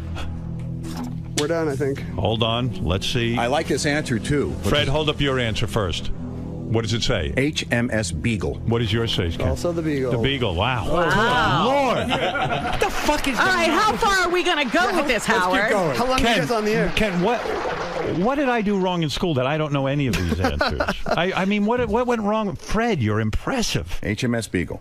I thought that was whoever picked that question was very funny because they know Ken eats dogs. I always remember the Beagle is the most delicious dog. With a great bark. Okay, if you guys know this, God bless you. But here we go. Second tiebreaker, because we're in a tiebreaker situation. I say let's leave it a tie. Yeah. Why? And have a rematch. Yes. Don't you want to know who wins? I think they both have been superior. I could throw you one more idea, Howard. Yeah. We could take a break, Yeah. and I could give you 7 new questions, and we could play the game again. Really? Oh. Nah, just leave it a tie. Leave a tiebreaker. I'm up. We got to get You'll out go of here either way? sometime You don't today. care? Whatever you guys want. All right, break, and then 7 questions again. I can't take it. We'll be back right after these words. Did you think it was going to be that close? I thought I was. When I only got 5, I thought I was done. Oh, really? Yeah, I thought I was done. I thought he was gonna get 6. Jeez, I'm amazed how you guys do that. It's crazy. I have no ability to pull out information quickly like that. Yeah, the speed is There's tough. got to be a mechanism in your brain. Yeah, it's. I'm not even aware of it. It's just how stuff gets filed away. How old are you now? 38. Do you notice any diminishing of that? You do. Yeah, I was on. It was 8 years ago. I was on Jeopardy. I was better then. So you think you were in your prime when you did that? Yeah, good thing you. I went on young, I guess. Wow. Yeah, because I know that. I don't feel as quick. Starts to go, right? Yeah. That's sad. But I was never like you guys, where I could pull out that kind of information. That's good. You got an alibi when you know. Yeah. As you get older. Yeah, I used to be able to do that. Okay, so let's try this again. We're sitting with Ken Jennings. We're talking. He just released a book. It's called Because I Said So. It's available now. And also for a list of Ken's book signings, you can go to ken-jennings.com. So, Ken, do you have a lot of fans? I mean, do a lot of people show up at the book signings? Jeopardy groupies? No kidding. They're all 80-year-old women, but it's still cool. You could get them probably. Oh, yeah. Which is great. Most of the people who saw me on Jeopardy are probably dead by now, but... Were you a guy who got married young in life? I was like 25. That's young. 25. Do you dread the fact that you could have remained single, won Jeopardy, and then you would have been this high-flying bachelor who... all the nerd girls on the internet throwing themselves at me. It would be amazing. Is it true that after you won the millions of dollars on Jeopardy, that Senator Harry Reid approached you about running for Congress?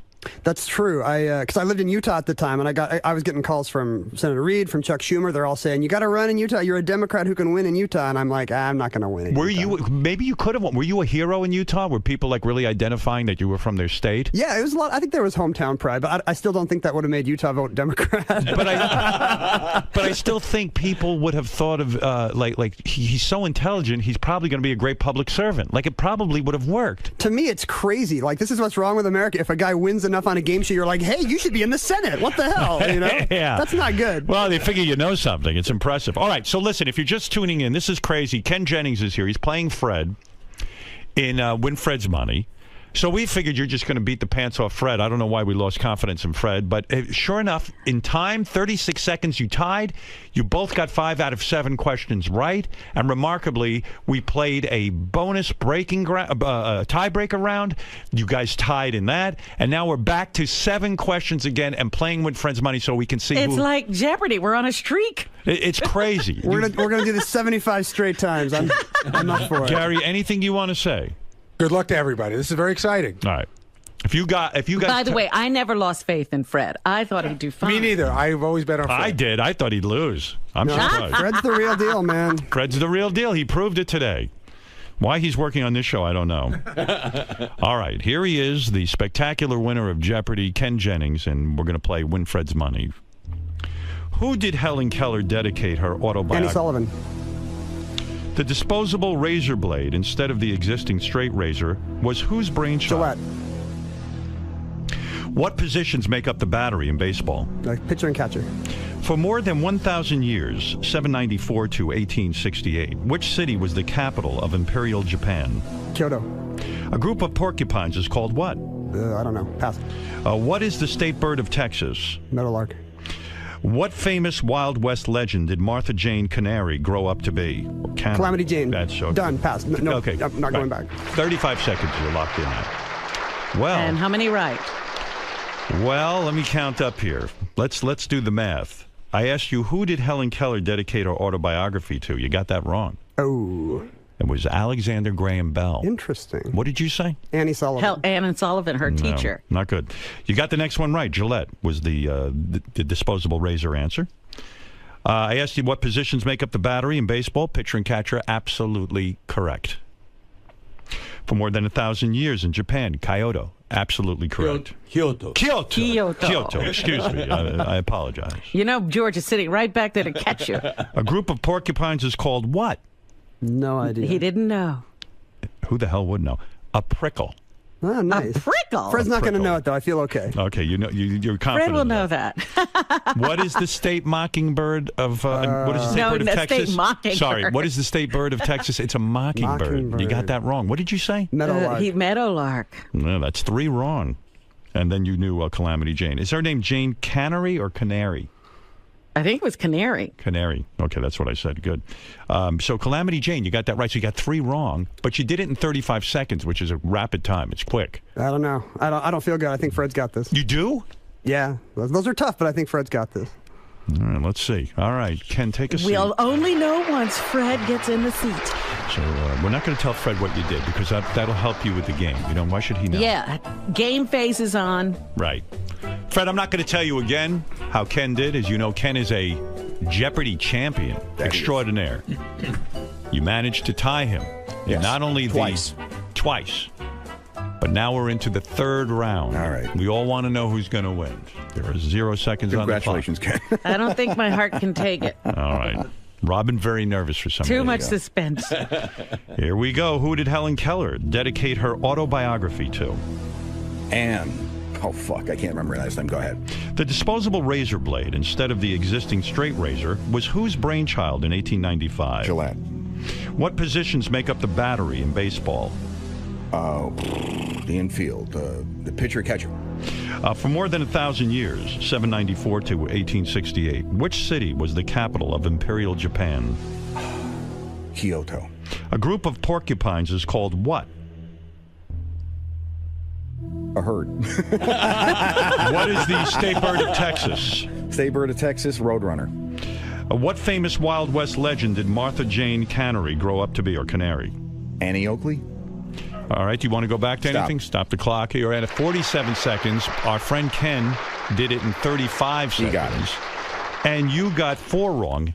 He got 3 wrong. So he is the winner. He is the winner. Very close. Very close. I'm not embarrassed. No, I'm not embarrassed. You should go hang your head in Are shame. you kidding? Go home. Why should you be embarrassed? Ken, what do you think? That was no, he did great. That was amazing. Yeah, but you beat him, and you are. Those were really, really tough questions. You are more arrogant than ever, aren't you? No, You beat Fred. You won Fred's money. I got to say, this was more exciting than winning all those games of Jeopardy put together. But I'm still humble. You know, you are a great champion. I see how you don't crack under pressure. And, you know, I was saying to you in the break, the way this information comes to you so rapidly has got to be a genetic thing, like that you and Fred share. Because you not only have this information, but you recall it you like that. You pull it up, yeah. And I asked you during the break, I said, how old are you now? I'm 38. 38. When you were on Jeopardy, you were what, 30? 29, 30. 29, 30. Does that ability to pull information out quickly diminish as you age? I think it does. I feel like I'm a step slower than I was then. So you feel you were in your prime at 30? Right. 29, 30, like it was amazing. We need to get me and Fred, like 29 years old. That would have been great. That's right. By the way, I didn't tell you this. Fred is not human. He's a robot. And he has I tried to tell him. So to beat a robot is pretty good. Yeah, this time beat the computer. Yeah. Well, you got to give Fred credit for being older as well. Well, if it's true I don't have to take any pity, George. Fred, you're not 31. Fred, do you feel time diminishes that ability to recall? You know what? It really, really does. Because you do feel that? Absolutely. Because there are times now when I'll go, you know that thing, the remote. And you can't quite pull it up. I see with my dad. My dad's nice. Every minute he's like, who's that guy? But I will say, if you start like doing like trivia and things like that, it actually kind of keeps your mental acuity there. You have to exercise it. You have to exercise your brain. That's true. When I played chess, they said that actually helps you, retain memory and stuff. You a chess player at all? I'm not, but I do crosswords. They say like they did the thing with the nuns and they played crosswords. And they didn't get Alzheimer's. Yeah, so. they say that. Right. Can you do the New York Times crossword puzzle? Get them all right? Oh yeah, like Friday, Saturday. I'm pretty good crossword. It's not that hard. Yeah, it takes me half an hour for a hard one. So. You know, I can get like maybe one answer. and only if they use me as a clue. All right, listen. Ken Jennings. Does Fred want to know the questions he missed? He can do that on his own time. Do you want to know, Fred? Sure, why not? All right, let me get him out of the garbage here. I was so disgusted it means with nothing you. to you. Well, Ken probably knows the answer. I threw them right out, to tell you the truth. Okay, let's see. Fred got the autobiography of Helen Keller. You both got that wrong. Do you know what it was? Alexander Graham Bell wrote the. She dedicated the autobiography. I would have thought she dedicated it to the lady that showed her how to. Anne Sullivan is what you were looking for. You both gave the same answer, but you both had it wrong. Right. Gillette, you both got that right. Pitcher and catcher, and the battery in baseball, I would have had no idea of that. You both got that right. Kyoto. Nice. Correct. You both got that right. Both of you did not know what a group of porcupines is called. It's called a prickle. A prickle? No shit. Yeah. I thought it was something cute. I was going to say a pack something or herd. You both fell apart on the state bird of Texas, which is a mockingbird. You didn't get that right? Really? Yeah. I thought mockingbird was Florida, but I guess they share birds. What bird did you say it was? He said a roadrunner. A roadrunner. Oh, okay. And the last question killed me. Ken got right. You did not. It's Calamity Jane. Yeah, I thought you'd get that one, Fred. You know what? Because Annie Oakley was, I don't think that was her real name either. So it was a good guess, by the way. What famous Wild West legend did Martha Jane Canary grow up to be? That makes sense. That's Calamity Jane. And Ken pulled that out of his ass. There you go. And if you're smart, you'll wear magic underwear. Because you would have won. Ken, proud of you, man. Thanks for having me. That was fun. And it gives me hope for the future that there are guys like you running around, you and Fred. It's awesome. And they're not running around in the future. They're running around now. It shows you there are still people around who have this kind of when we're gone, we're gone. Genius. The $5,000 prize that you won, Ken. Again, more money in the pot. And Ken Jennings' book, Because I Said So, is available now. It's sort of a mix of trivia and it debunks myths and theories. Myth-busting about parenting crap. Yeah, for example, the crust in the bread isn't any more nutritious than the who told me that? Of it. Ralph got a hold of me and goes, you should just eat the crust. You should just eat the crust. And I've been doing that ever since. You've been taking crust off the bread and just eating it? Yeah. You're saying it's the exact same nutritional value. Right. It's it's the same stuff in the rest of the bread. It just got cooked a little more. Give me another example of things Ralph has told me that aren't true. I don't know. Let's see. They say that your parents always say, don't sit too close to the TV. That's bogus. Your eyes are fine. It doesn't matter. Is that right? It doesn't ruin your... Because sometimes when I'm watching even my mini iPad and stuff, I worry maybe my eyes are getting... You'll get temporary eye strain, but if you just look away, it goes away. There's no permanent problem. Right. And there's no radiation coming off the TV or anything? Nothing. You're fine. Oh, I'm going to sit close to the TV. Yeah, there you go. just like Quentin said, watch it on your iPad mini right in front of your... Give me one more. I love these kind of things. One more example from your book. Can you think of one offhand? Yeah, your parents always say... what do your parents always say? Oh, you got to drink 8 glasses of water a day, and that's bull. It's that's actually too much. It's dangerous. If you get too much water, it'll mess with your brain. And isn't it hard work on your kidneys too? I imagine all that water passing through. Yeah, you should just drink when you're thirsty, not like there's not some certain number of glasses you got. Didn't that get started with like Weight Watchers? Because they used to say if you want to lose weight, drink a lot of water. It'll fill you up. Maybe that was where it all started. I think so. All right. And all this nonsense that people say black people have an extra bone in their ankle. That's ridiculous, right? Your parents said that to you? Not in private. Yes. Howard, the blacks have an extra bone. What? All nonsense. You debunk it all. That's right. All right, good. Ken Jennings, we look forward to reading your book. And for a list of Ken's book signings, a lot of people show up, 80-year-old women sometimes, and want to have sex with you. Throwing panties? Really? It's like a Tom Jones concert in Barnes & Noble. It's awesome. Go to ken-jennings.com for more information. Great meeting you, man. Thanks Way for to having go. me. It's a pleasure. That was fun. A lot of fun. Robin was way too nervous. She wet her pants during this? She got so nervous. It's very awkward. That happens on Jeopardy all the time. Don't feel bad. Last time that happened to her was during a Rolling Stones concert. And you're like the Mick Jagger of Jeopardy. Good for you, Robin. That shows you. You're not jaded. I like that. Let's just say that what? We'll be back right after these words with Robin's news and, of course, the great George Takei right after all of this. Can describe Fred Norris as a competitor, because you've been through the gamut on Jeopardy. Tough competitor, man. Like, it's really nerve-wracking watching somebody else play after you because you got no control anymore, At least on Jeopardy, you're all playing at once. But here, it's like, Fred could kill me here and I could do nothing. You're just watching that clock and you're waiting. Just praying. Right, exactly. What's it like going from a situation where you're dealing with a host, more of a straight-laced host like Alex Trebek, to an interview with a game show mixed into it with Howard Stern? What's this experience been like for you? I feel like Howard and Trebek have a lot in common. Like, if Trebek retires, I think if Howard wants the job, it's his. All right, man. Thanks a lot. Congratulations. Sure.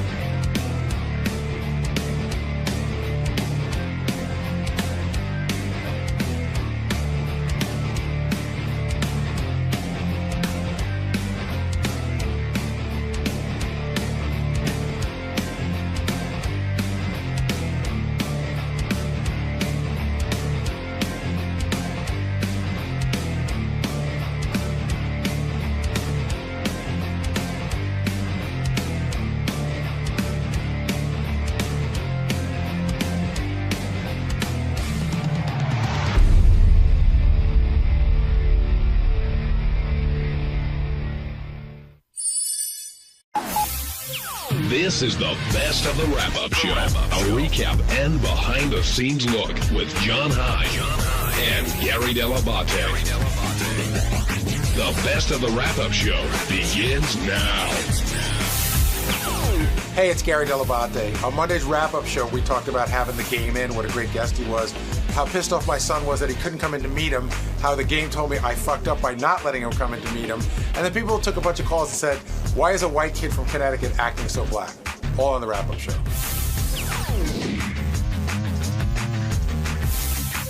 Gary, I know Lucas was just hounding him to come in so he can meet the game, and Gary said no. And like any other teenage kid, if you have them, they'll keep asking and asking and asking, thinking that eventually you'll wear down. And Gary, like me, is a pretty nice dad and will try and do all they can for your kid. But at a certain point, you got to say no, and Gary did, and got to hear about it when the game came in. It was a topic of conversation. First of all, I've told Lucas, there's two people that if they ever come on, he can come in, which is Eminem and Jay-Z. He wrote book reports on Jay-Z. So, but even that, it depends on what's going on. So it was a school day. I have a long day here today. If I'd have brought him in, he's done. Now what am I going to do with him the rest of the day while I'm going to lunches and having meetings and stuff like that? But the answer was no. And I'm telling you, John, I had this conversation with him no fewer than 7 times from Thursday to Sunday. And so yesterday while I was on the elliptical, he came to me and I snapped at him. I was like, dude, when does this end? I go, no is no. You've asked me 7 times.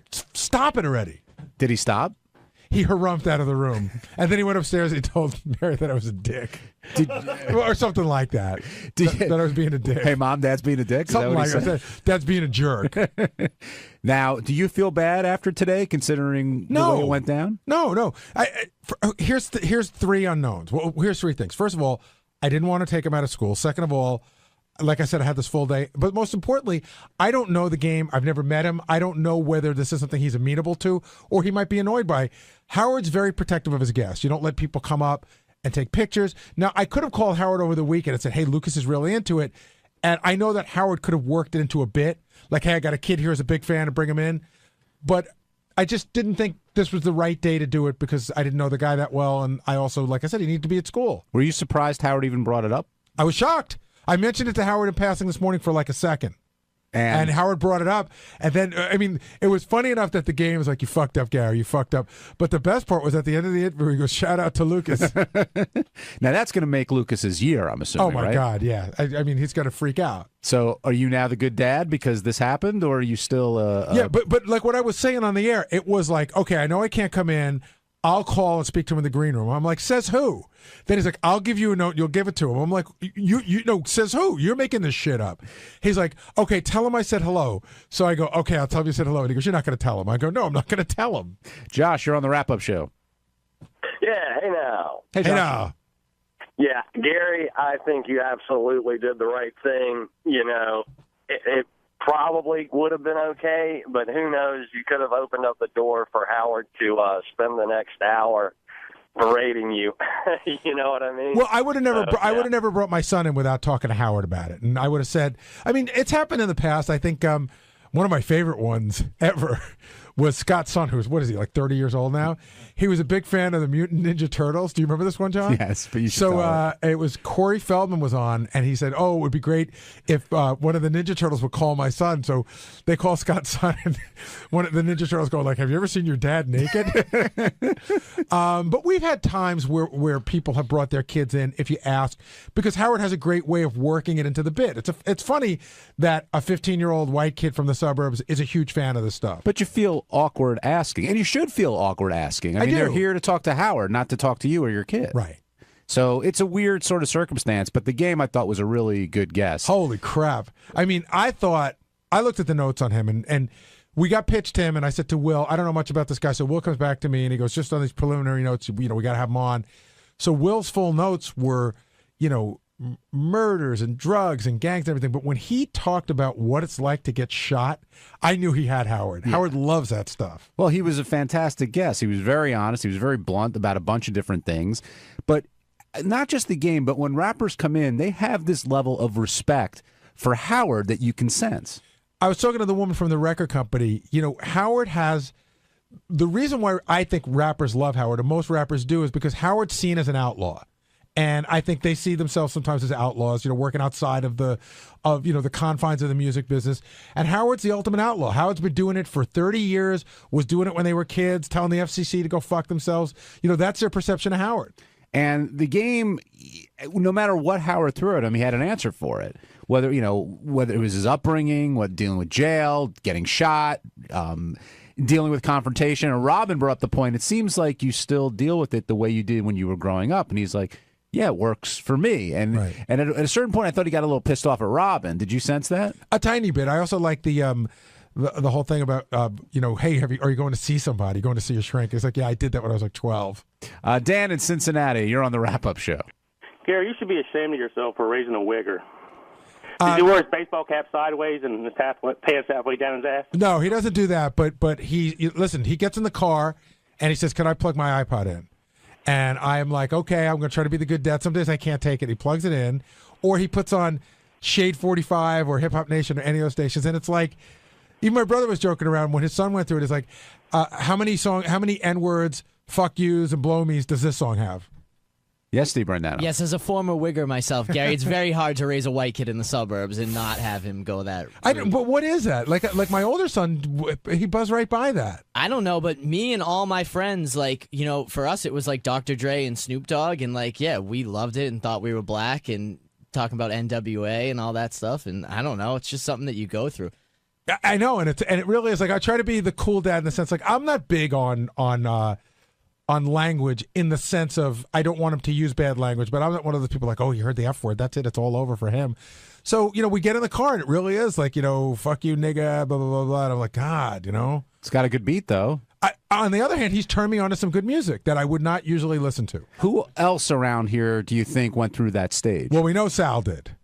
Yes, Sal may still be in that stage. Right. He was Cool the Candy Rapper, and he was the head of the Beastie Boys fan club. What was the name of it again? Like Ultimate Beast? Beastie Nation. Was it Beastie Nation? Oh, Sal, tell us.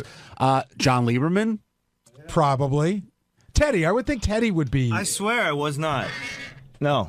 Never? I told you, I liked The Chronic. That album was good, but my parents wouldn't. My father would like literally hit me if I listened. I believe Will Murray. Yeah, somebody told me Will Murray. That is a shocker. Right, Ted? Will gets down with some rap, and JD too. The two of them, they know their rap. Yeah, JD does. Jason, I know Jason's a big Jay-Z fan now. Anybody? You, John? No, I never went through that phase. Although I guess I like, you know, Run DMC and De La Soul and bands like that, but I never took on the whole persona, I guess. But yeah, I want to hear what those guys have to say. Did Scott Salem ever go through a phase like that, you think? That music had not been invented when he was a kid. 888. Scott was a big fan of race music. Lewis, you're on the 78. You're on the wrap-up show. Hey, Lewis. Hey, what's going on, guys?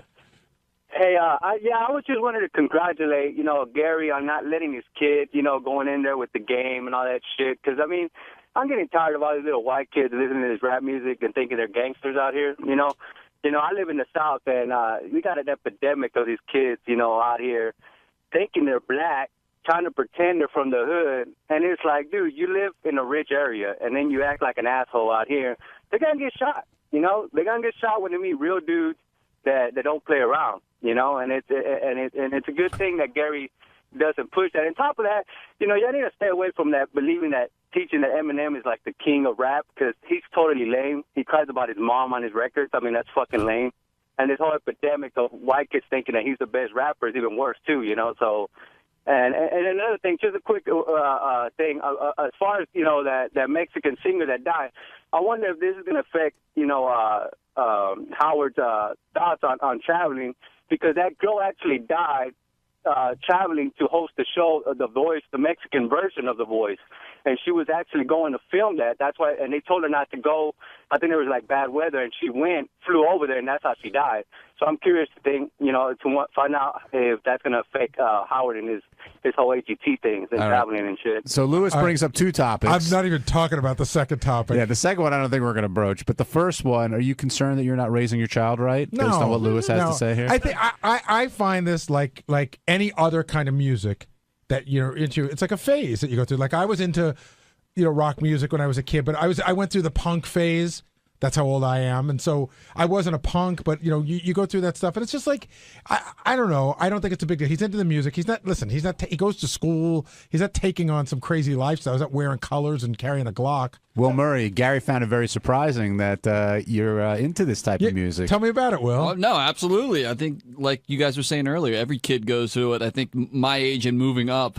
Yeah, one of the first albums I ever got with 2 Live Crew, Boys in the Hood, Ghetto Boys, NWA. See? Will's there. Early Ice Cube before he became an enormous pussy. Wu-Tang Clan, all those guys. I grew up with all the, those are what we all listened to. My nephew went through this phase, and I remember he lived down in Texas, and he wanted to go to the Wu-Tang Clan store, which was on Staten Island. I remember my father taking him there. My father goes, it was like in the worst neighborhood. And they went to the Wu-Tang Clan store so he could buy like Wu-Tang jackets and shirts and shit. I wonder who is into it the most, though. Would it be Sal? Lieberman? I would like to know what Lieberman... I know he rapped when he was younger, but I would love to know his influences and what got him there. Robert in Denver, you're on the wrap-up show. Hey, Gary, there's nothing wrong. You're doing nothing wrong with Lucas. He's going to be perfectly fine when he grows up. I just think people blow this out of proportion. I even hate the term wigger. I'm a black guy in Denver. I listen to rock music, you know, am I a white guy? You know, it's just music. The thing is, nowadays, rap is rock and roll. They're the rock stars like The Who and all them were back in the day. So the kids gravitate to what's cool, and what's cool is rap music. You may not like all of the lyrics, but it's amazing to me that people listen to it and don't worry about, well, why are they so angry? You know, and try to look into that aspect. They just think it's a whole bunch of angry black people for no reason. I think you're doing a great thing. I think actually you did a great thing not bringing them to the studio to me, even though I'm a big fan myself. Well, thank you, Robert.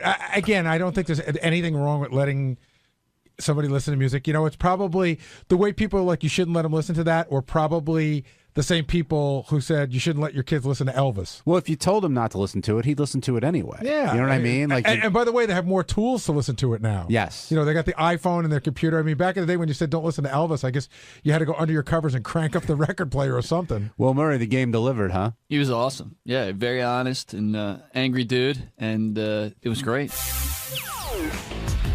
Hi, this is Jason, and on Tuesday's wrap-up show, we got into the fact that Sirius and Ross Zabin did not allow Fred to take his daughter to the One Direction concert here.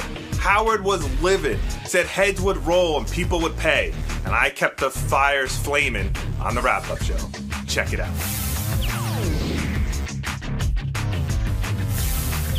Early in the show, Howard spent a lot of time yelling about Fred not being able to have his kids see One Direction. We were still talking about that. That's why I was late. We were still talking about that after the show ended. Oh, Howard's still fired up? Well, because word had gotten back to Howard that somebody that works here was yelling at me in my office, and I explained that he wasn't yelling at me, that he was just passionate about the conversation, that there's two sides to both stories. And then somebody goes, well, all I know is the door was closed and I heard yelling. And so it's just like it's turning into, I'm in the middle of this thing. And the person that I'm dealing with, I keep saying it's really not about you. You're because he doesn't get to make that decision. But somebody here is taking it very personally. Why would that person take it so personally? Because they run a lot of the events here, but I don't think they get the final say on who gets to. Howard and I were talking that there is a lot that goes on here that's very behind the velvet ropes. Like you can't come to this, you can't come to that, and. There's a lot of stuff that goes on times where some people are excluded. And this person was trying to explain to me that, hey, when you have a person of Oprah's caliber or like the mania that's going on with One Direction, which will be over in 6 months, that everybody wants to come. And so it's hard to accommodate everybody. Is it the situation where the person you're talking about feels like they're doing all they can, but their hands are really tied in this situation? Or are they sort of defending this is the reason why? A little bit of both. Okay. A little bit of both. But also, like, hey, I put on the event and it's unfair to me because I'm just doing what I'm supposed to do. Well, I don't know, but Howard was really pissed. And he's still pissed. I know. Well, this morning when we were in there, the second he heard about it, you knew it was going to be, I was bummed because it came up on the wrap-up show or something when I played in the clip, and then Howard got fired up. And I have that 20 minutes, and if he's going to be spending 4 minutes pissed off, then it throws me off track. Yeah. But I got to let him have his emotions. But, I mean, his argument comes more from there are a lot of people who work very hard here on the talent side of things. And when it comes to this type of stuff, the corporate side of things gets rewarded versus, if you keep your talent happy, everybody's going to benefit. I agree with him to some extent. I agree with him on that. That, I don't know. It's always sort of, I feel now more than ever, there's two worlds. There's the Howard Stern show and the rest is Sirius. Mm-hmm. But, listen, we do have a compound that's key carded that no one else can get into unless we say so. That's true. But there's the relationship. Well, I don't know. It's deteriorated. Yeah. The relationship is deteriorated. It really is, we're an island now. And I think Howard's feeling that and not happy about it. Hello, Ralph Sorella. Hey now. Hey now. Hey now. I think that whole thing with New Direction and One Fred, Direction. not One Direction, whatever. Like, thank God I don't know. when I heard that Friday, because we were there, and it was like presidential lockdown. God, it was ridiculous. It's such a slap in the face to Howard. I mean, because it's really, that's what it all boils down to. Because you say no to Fred, you say no to Howard. Fred is just as responsible for the success of the Howard Stern show as Howard in a lot of ways. And how insulting. I was shocked when I heard it Friday. I was like, I couldn't believe it. I was like, wow. You should have heard Ross Zapin defending it this morning. He thinks it's the greatest move in the world. Oh, you don't know how much stuff Fred asked for.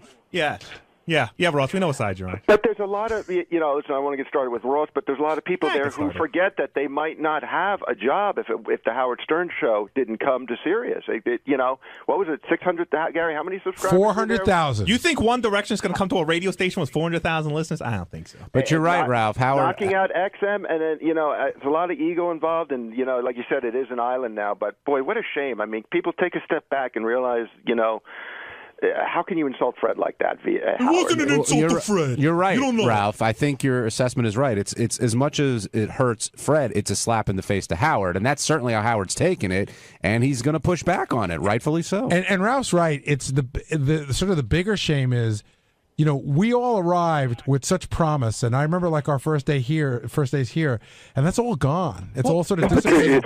Well, it's completely gone. But I also felt bad for Fred on a personal level of him having to say no to his daughter. It's like, this is a cool thing that he should be able to do for his daughter, being in the media, and this is coming in, and it's like, and he has to say no to her, and that must have just been a horrible thing as a father to. I don't even have kids, and I can relate to that. I said this years ago when I first had my kids. I remember I used to spend my whole life scrambling to get great Bruce Springsteen seats, and then when your kids are born, you're scrambling to get in the purple circle at the Barney concert because it just means so much to them. And you want to do the best for your kids. Those Barney tickets were tough. They were fucking tough to get. To give you the other side of the serious coin, it's funny when this stuff doesn't work out. Like when Paul McCartney or One Direction does something, like they send out memos, you can't come to this, blah blah blah. Don't even ask. And then I remember they had a Toby Keith concert a couple years ago, and they sent out a similar memo like that. And then the afternoon of the concert, I got frantic phone calls from several people here at Sirius begging me to come and bring whoever I want to the concert because they couldn't fill seats. I was like, yeah, now you need me. Gary, do you think this can be bridged in some way? Do you think it can be repaired, or are we on a road that you've been down before?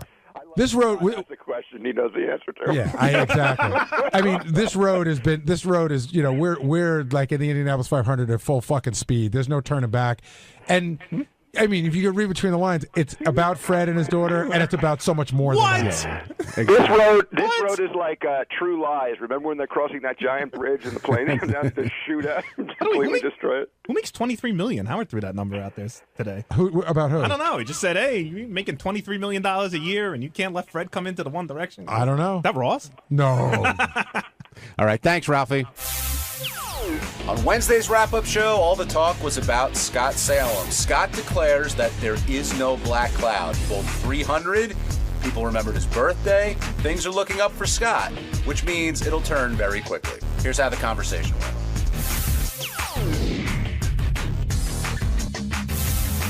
Scott the engineer bowled to 300. There was a funny thing going on around here. He put it up on this website that we use internally, Moldred. And somebody made the point, let's just ignore it. And so we all sort of were. And it was going to be ignored until Lieberman went in with the news story. But it's a huge deal. Absolutely. Congratulations to Scott. And Howard offered to buy that gold ring for him. Which is how much? $1,200? $1,200. And I don't think Scott was fishing for that. He wasn't. But he didn't exactly refuse it when it was offered to him. You got to give the obligatory, no, that's too nice. Did he give the obligatory? No. He goes, Howard goes, I'm going to buy it for you. He goes, that's awesome. Thank you. Scott Salem, what do you want? I saw you run down here. Congratulations on your 300, which was being ignored by everyone, but it was actually came up today. That's all right. Now, did you not refuse the ring when Howard offered to buy it, or did you say thank you and accepted his offer? I said thank you, and I accepted his offer. So you didn't even give the no. You didn't even fake taking out the wallet. No faking. Oh my God, Howard, that's too much. No, I really appreciate That it. is awesome. That's really awesome of him to do that. And it's awesome to have the ring. I know it's bowling. It's not like a cotton bowl ring, but still, it's pretty cool. It's pretty cool. It's everything to Scott. I mean, he spent so much time bowling. He's gotten really, I'm sure he's come close before. But to get that last, that 10th frame and hit all those 3 strikes, that's a pretty big deal. Major accomplishment. Congratulations, Scott. Thank you. That's awesome. I mean, it's really, it's great. Now that, it never happened in league, so I'm really like, I'm still in shock. Yeah, it's amazing. I was telling John I used to bowl a lot when I was a kid, and when I was 15 years old, I bowled 8 strikes to start a game. And when I got to the 9th frame, the entire alley had come to a halt, and there must have been 150 people behind me watching. My legs were weak. I mean, that's a lot of pressure, man. Did you get any lucky breaks, or did you have it the whole way? I got one on the 11th. It was, like I said, it was kind of like an iffy ball, but I got a lucky break. The other 11 were perfect. Do you feel 12? Isn't it 12? It's 12, but right. I threw 11 perfect ones. Now, do you feel like, I know, happy birthday, by the way. Thank you. Do you feel like things may be turning around, that the black cloud is drifting away? And there it goes. Sunnier skies loom? Yeah, I mean, I never really felt that there was a black cloud, but, things are looking very good now. Well, that's not true. You What do you came in and mean? said, you talked about something that happened with your mother and your family, and you said that your mother told you there was a black cloud. I said my mother told me, but that doesn't mean that I believe that it would happen to me. I mean, she said it was over the family. So you've never subscribed to the theory that your life's under a black cloud? No, I don't. I really don't. I have a great family. I have a great job. Bad things happen in everybody's life. Did they happen to me more? I don't think so. I think this is what I think. I think Scott's right. Where the grand scheme of things, he doesn't have a black cloud because he's got a job and a family and everything like that. I just feel like good things and lucky things don't happen to Scott often, or as often as they do to other people. Did everyone forget your birthday? No, not really. No one forgot it. Wow, things are turning for you. I'm happy for you. Howard really. walked in and he remembered. Even the first thing he said was happy birthday. 12. Well, yeah. And 60 years old. Oh, you're 60? 60, yeah. Big 6-0. And a perfect game. But wow, things are looking up. I know. You're only 60. You got a ton of time. I can bowl now ahead in of the you. senior tournaments in the next bracket, so it makes it easier. Are you going to bowl in this upcoming tournament? I would love to bowl, and if we can work out the schedule again like we did last year. I don't know what our show schedule is yet. But We don't have our show schedule. I got to back it up for a second. You're 60? Yeah. When I met Scott, he had a baby. My baby's 27 years old now. When I met Scott had been out of work for a year, had worked at like WPLJ, WABC, was happy to be working and had a baby. That I thought that was a young person. How long have you worked on the show for, Gar? A long time. Yeah. But I know, but I don't look at it that way. I know. I understand. It's all relevant. My son was born on the same day I found out that I got the job here in the show. So yeah, I mean that was good luck. No, I can't believe that. It's a long time. I really can't believe that Scott's 60. So you're older than Robin, right? No, she's. Did she just turn 60? She just turned 60 also. We were born the same year. I'm working with all these old fuckers. Ronnie, I see you over there. Early in this show, Gary and I were asking Scott, why didn't he say when Howard offered to get him the ring, he just took it? Like he didn't say, nah, it's okay. I'll, do you think? I mean, did Scott do the right thing there? I don't know. No. I started to sound like JD. It was a gift. I thought it was very gracious. Yeah, I thought it was nice of him, but Scott will jump at anything for free. No, I've seen a bunch of people on the phone that's saying that you can get your 300 ring for free, and then there's a more expensive one. I said that you can get. They give you a really cheap one for free, and there are different levels that you can upgrade to. And so the $1,200. The gold one is the best one you can get. Is John Lieberman said it was 12. I thought it was like 1,000. I don't even know what it cost really. Gold is so tacky. They make like a white gold, or they make titanium or something. They make I was trying to find out what they make. Actually, they make a lot of them, so you probably couldn't order a white gold. John, I was thinking like World Series, Super Bowl, definitely. I mean, the 300 ring I think is a cool thing to have, but would you wear it? If I was Scott, I would. I mean, he prides himself on his bowling. It means so much to him, and I think it shows the other bowlers that he accomplished something that nobody else. Although maybe it's like wearing your gold medal after you win an Olympic event. No. Listen to me. I've seen Scott walking into that bowling alley, some bad music playing, the ring just glistening off the fluorescent lights. He's going to be the king of the bowling alley. I said nobody, nobody that I know that I bowl with who has a 300 ring wears it. Right. Howard said you have to wear it, I think, right? Now he said I have to wear it. Yeah. That's part of the deal. That's the deal, man. I thanked him after the show. I thanked him very much. I would get titanium, though, if I was you. Not gold. Titanium. But you know what's going to happen, John? It's even Will get sucked in. Like, we'll go to a party, and he'll be wearing it, and we'll be like, can I see your ring? Because you just want to see it. Sure. Have you asked other people? Have you seen their ring Is at all, it big? Scott? Is it big, like a Super Bowl ring? Get old. I'm telling you, there's like 100 different variations. You can create your own 300 rings. Well, how do they know? Otis has got a shitload of them. He's got like 9 of them. Yeah. But I've never seen him wear one once. You know, Jason's right. How do you prove that you got the 300? Yeah, what do you have to send in your score? Could I get a 300 ring? Can I? I bowled it in a league, so it's recorded score by the league in a USBC, United States Bowling Congress sanctioned league. That's how you get it. So if I went on this website, they would not sell me a ring. They probably wouldn't sell you the ring. That's I correct. disagree. I think Guys, this year Jason I said has I a wasn't going to get project. Christmas presents for everybody, but now I am. Did you get us Everybody some rings? Everybody bowled the 300. Yeah, I don't believe because you have to fill out paperwork. They have to actually document the serial number of the bowling ball. What? What? Yeah. To make sure it was legal in Bowling balls have serial numbers? Every one of them. What? When I bowled my whole every life. one of them have a serial number. You're kidding. No. They're all 0. You can be disqualified if the wrong serial Yeah, number actually, is when I reported? bowled in a PBA tournament last year, I brought one ball that wasn't didn't meet standards. They wouldn't let me use it. Wow. Even though it was made by a reputable company. Was it corked? It wasn't a registered bowling ball. Who knew? It has to, all And the, they check? Is there anything They do lower? check. Is there anything lower than cheating at bowling? No.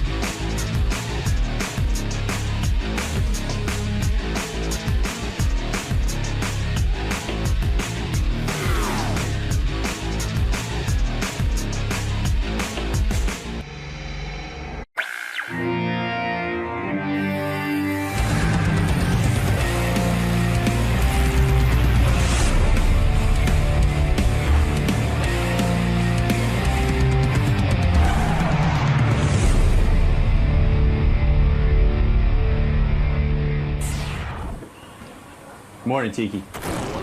How are you today? Other than a tad bit sleepy, all's good. Are you nervous at all? No. Should I be?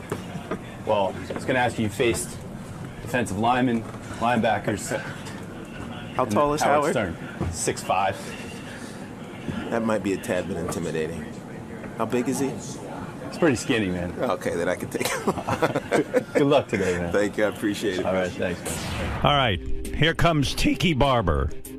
Tiki's got a new business he's promoting. Do you know Tiki Barber? Do you know who he was? Yeah, Or I know. is? I know. You know. Listen, what do I know about football? But I'll talk to Tiki. He'll inform me. How you doing, Tiki? Good to see And you. he has a twin brother, I think. Tiki's got a. I don't know that much about football, Tiki. I'm kind of a girl, but no offense. Robin's right. I do have a twin brother. Rondé. He's still playing too. Yeah. Yeah. You know, doing all right. Identical twin. 2 good-looking guys. Well, I appreciate that. Yeah. Coming from you, I think that's a compliment. Nothing sadder when you see a twin and it's 2 ugly dudes, you know. It's like, you know, Oh, they need 2 wait of a those. minute. Yeah, well, You know what I saw the other day, and I said, now this is a real shame. Ashton Kutcher has a twin brother. Yeah. Why did I not know that? Identical He twin, must or be is he hiding fraternal? it. He's fraternal. Oh, that's and why. Ashton got the looks. Are you fraternal? No, we're identical. Identical. Yeah, we're what we call the freaks of twins, because fraternal twins happen pretty frequently, but identical twins, the zygote has to split, which is a genetic kind of defect. So if identical twins happen, something kind of went wrong, but obviously very right. Did you hate being a twin? No, I loved it. In a sense, though, it's so I can't imagine having a twin. It's hard to form your own identity, and you're both football players. It's sort of annoying if you want to sort of carve your own life. But the good thing about us being twins is that when we were young, we were very shy. So if I didn't know you, I wouldn't look at you, much less talk to you. So I had somebody there to insulate me. So we had this. My mom used to tell us that we have this little twin speak, and it was really not twin speak. We were just mumbling because we knew each other's mannerisms, so we knew what we were saying, even though we weren't speaking anything audible. Where'd you kept us grow comfortable. up? Roanoke, Virginia, Southwest Virginia. My mom and dad were both Hokies at Virginia Tech. My dad was a football star there. They got divorced when we were about 2, and my mom raised me. And your dad took off, right? Same old story. He did. It was in the late 70s. Those things that were going on around those times. My mom said, "I don't want that around my kids," and so he was out of our lives. He was into drugs, alcohol, all that stuff, and so my mom kicked him out basically, and we didn't see him again for 10 years, 12 years. You pissed off at him? Not really. More indifferent. And even to this day, we don't really have a relationship with him because he wasn't there during the formative years of our lives. What's he doing now? Did he show up at some point? He did. He showed up once when we were in 7th grade. Let me guess, when you were famous and making millions. No. My last collegiate game was against Virginia Tech. Yeah. And obviously his alma mater, and he showed up there, and it was a awkward interaction because I didn't know what to say to him. Right, I know there's some relationship and connection that needs to be made, but I didn't know what to say to him. So fast forward, he got his life together. He got remarried, and he went to Oral Roberts University, and now he's an ordained minister. But doesn't that make you angrier? Like in the sense that, like, you got it together, and then you come fucking tried. No, he tried to reach out. He tried. He came to a couple games because he's in Oklahoma. He came to the game we played in Dallas. I met my half brother. But I bet he doesn't play football. He actually did. He did. He did. Was he a professional? No. He was actually pretty good in high school, but he blew his knee out, I think, his senior year, so he didn't make it. But they both went off to college. My half brother, my half sister. Did you ever turn to your dad and go, "Hey, man, you really fucking blew it. You should have stayed with us." Yeah, right. Yeah, we're way better. We went pro. My mom's doing all right now. Were you the greatest running back that ever lived? Hell no. You crazy? Are you or no? No, not at all. You know what? I came into the NFL at a time when running backs needed to do everything. So they had to carry the ball between the tackles. They had to be able to catch the ball out of the backfield. They had to be smart enough to stay on the field on third downs and protect your quarterback. And it was pioneered by Marshall Faulk. That era lasted about 10 years. Teach me something, though. I think the running back's the dude who offensively has to run through all those other dudes. Yeah, you do. You do. But the game changed, right? So Marshall Faulk came into the league. He was this dynamic, super fast, athletic, but highly intelligent player who didn't have to leave the field. And with Peyton Manning in Indianapolis before he went to St. Louis, he was the second field general. He changed the nature of the position. I came into the league right on the heels of that. So it fit my style. I was smart enough. I was fast enough. I was tough enough to run between the tackles. But what quickly happened after I retired is that you started using 2 or 3 guys to fill that one role, and it's kind of changed the game a little bit because I think it's a competitive disadvantage. Does it piss you off that when you were playing for the Giants, they never won? We had some good seasons. We went to 1 Super Bowl. Right, but then when you leave, they win. Well, you know what? It's time for everybody. I was having this conversation with someone about Pacquiao, and he got knocked the hell out couple days ago. Yeah. And Freddie Roach was saying everybody knows, right? An athlete, you look great. On field, you're still putting up great seasons. In the ring, you're still, you look fantastic. Your body's in great shape. But right? You know that you've missed that step or if you've lost that step and it's going to fall off the cliff pretty quickly. That happened Well, that to me. was the question about you, because did you retire too early? That's what a lot of people ask. Fans think you retired too early. From a fan perspective, probably. Because I could have given you a couple 1,400-yard seasons and, continue to get, beat up and, get more concussions or whatever. I could have kept doing it. But the rumor was... But I was done. The rumor was physically and mentally. That your ex-wife had put a lot of pressure on you to quit. No, not at all. It had nothing to do with my ex-wife. It had everything to do with, honestly, Howard, being in New York. I didn't see you here a lot, but I was doing media for 10 years. I was right down the hallway doing Sirius with my brother, and You know, I took a trip to Israel because I met Shimon Peres, who's a former premier. I had lunch at the State Department with Condoleezza Rice. So all these other things were going and they were becoming more interesting to me. Yeah. And so I lost a passion to do what I was, made a professional career out of because I was getting beat up. I couldn't go home and play with my kids because my knees were hurting and my body was aching. And so I said, I got all these other opportunities. Let me do that. And to be perfectly honest, I didn't think we were close as a team to winning a Super Bowl. So when and then a year later, boom, it happened. Because you're right. Don't you think your position as a football player is the second most important position on the team next to the quarterback? And I mean, you're going to get your ass slammed. In a sense, yes. Yeah. In a sense, because you can either take pressure off a quarterback or put a lot of pressure on him. And if you're smart enough and you're strong enough and you're tough enough, you give your offense a competitive advantage by being able to do everything. And that's what I mean. They've mixed up the offenses now where there's 2 or 3 guys. I think it gives defenses a hint on what's happening. I can't imagine what it's like getting hit by that. I mean, you're talking about, and the guys are bigger. I mean, it's unbelievable. Bigger, stronger, they're faster. When you say your knees hurt, are your knees now better, or do you still wake up I have with that? bone spurs in my right knee. At some point, I'm probably going to need a reconstruction, but I'm keeping it together. I'm still in good shape. I'm working out Do you pretty limp? regularly. Every now and then. So I played a flag football game last weekend with some folks, and we booked this through my new company, which we'll get to later. We will get to, yeah. But they were serious football players. So at this point in my life, I'm just an average weekend warrior. Right. So these guys were wearing me out, running down the field. And I woke up yesterday morning, and my knees were killing me. Yeah. My hamstrings were killing me. And, I think to myself, if I had kept playing, would I even been able to do that? Probably not. So would you say to a guy in the NFL right now, hey, dude, use your head. Get the fuck out of here before you're crippled. Well, what do you say to your brother? Well, my brother doesn't get hit anymore. He plays safety and defensive back, and it's his 16 years in the NFL are a testament, one, to his resiliency, but 2, he's smart. So he used to lead the team in tackles. Right? He used to be, I'm the little guy, but I'm going to go in there and make 100 tackles a year. Now he's said, you know what, I'm going to be smart about this. Playing for a long time is much more important. But I would tell guys, especially to think. Right? Think about your life down the line, and especially given the brutal nature of the NFL and some of these issues that are starting to come to light.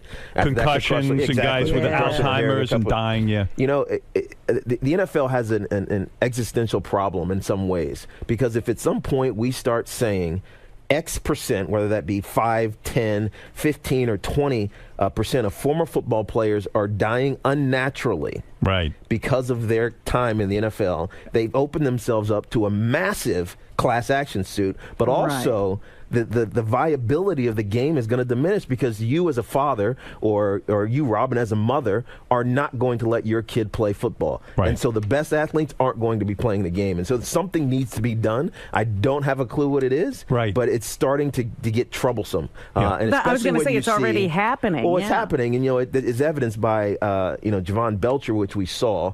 Some of these things compound. So we don't know anything about his mental state. We don't know if he had mental illnesses. We don't know if his concussion from a couple weeks earlier had any effect, but we do know that he was self-medicating, that he was taking whatever it was, and he was abusing alcohol. He slept in his car, for Christ's sakes, the morning that he got up and killed his girlfriend, Cassandra Perkins. So there's something wrong there that the NFL doesn't quite have a grasp on. And then it's, you get 1 week later and we have the kid in Dallas who's drunk driving and kills his teammate. So there's something going on that the NFL has to get their hands on. The business is so big and it's such a popular sport that everyone's just got to hide their head in the sand and just say, let's hope this goes away. Well, here's the real thing. And the NFL, the NBA, sports in general, teams in specific are really just microcosms of the world. Right? There's going to be guys that have mental problems. They're going to walk into someplace and shoot somebody. There's going to be domestic abuse. There's going to be idiots that get behind the wheel after they've been drinking everywhere. But when it happens to a professional sports figure or just a professional, someone who has fans and the media pays attention it's highlighted. It's highlighted. It's going to get blown up. So unfortunately, all this stuff is kind of happening right on top of each other. And I think it's a wake-up call for the league and for all leagues in general, but more importantly for the players in the leagues. Everything that you do, someone's watching. I feel like the players are sort of saps. They don't see themselves as entertainers. Well, they see themselves. And they don't go ahead and really hold the NFL to the. You guys should be able to make as much money Get as as you much as you can. Absolutely. You're Absolutely. entertainers. You're giving your knees. You're giving your bodies. Yep. You're the guys making the money in this NFL. You should be anyway. But Yep. the owners are really keeping an unusually large piece of the pie, and they should pony up and help the players. And the good thing in the NFL, which is not true for the other major professional leagues, is that we have a pretty good pension, post-retirement benefits, right? Which you need, because at some point as an athlete, you go through this stage of arrested development. May it be 15 or 16. Do all the guys get that? No. Well, yeah. They get this pension? If you become a vested veteran, that means you play And how 3 long games does that take? 3 years and 3 games. So, which is often why you see a guy who's on the verge, he'll get cut. Because the team doesn't want to be responsible for that pension, and it's so easy to bring in another guy, a rookie or a free agent or whoever it may be. But as I was saying, there's an arrested development point. It's either 15 or 16 or 17 where you start getting coddled, right? You stop developing being a grown up. So how to pay your bills, how to take care of insurance, how to do these things that the average person in the world has to figure out. And the players should get some sort of education because they will embarrass They do. the league if they don't. Howard, they do. And to the NFL's credit, to every team's credit, they do get that education. The problem is you just don't listen. Right? You think you're invincible. You know it right? all. You get behind the wheel of a car and you drive drunk because you know what? Nothing's going to happen to me. I get in an airplane. It'll be and taken care of. Exactly. And here's a guy's wealthy enough they could hire someone to drive him home from a bar or a party, right? They should. Yeah, and they don't. And there's entrepreneurs all over the world, especially in the world of professional sports. Right. There are businesses that have popped up to do just that. Right. And it doesn't cost that much. Right. All right. It's $1,000 to have someone drive you around, an ex-police officer or even a current police officer, and keep you out of trouble. Keep you out of trouble to make sure that you don't get in that fight, that you don't walk around with a handgun, that you don't get behind the wheel of a car, that you don't do something stupid. Is the problem beat somebody that up. the career comes so easily to guys who are really superior athletes? It feels easy. It feels easy, and you don't. And then when it's gone, you realize, You're oh right. my God, I could have played this a whole different way. You're right. It feels easy because you were given a God-given gift. Yeah, but here, that works through that gets enhanced through unbelievable hard work. Right. And that hard work is fun. Right, but to the layperson, if Joe from down the street tried to do what that I did or any of these guys did to get ready, he would crap out and. What are the odds of a guy making it into the professionals? Because how many small. guys did you know in college who were great players who weren't good enough to make it in the pros? A lot, half of my team. Isn't that insane? 3/4 of my team, and even the ones that did make it, only 10% lasted. Are those guys the saddest stories in football? The ones who get as far as college, they're really good. No, but they're actually, not? Howard, those are the best guys. Why? Because when they get out, are they prepared? Because they've learned all the principles of hard work, right? Of teamwork, of dedication, of busting your ass. But now you're not doing it professional, and so now you walk a corporate ladder. Right. You get in a corporate ladder, you have all these things that you've learned in an accelerated form because you played a sport, and it sets you ahead above your other peer who might not have that.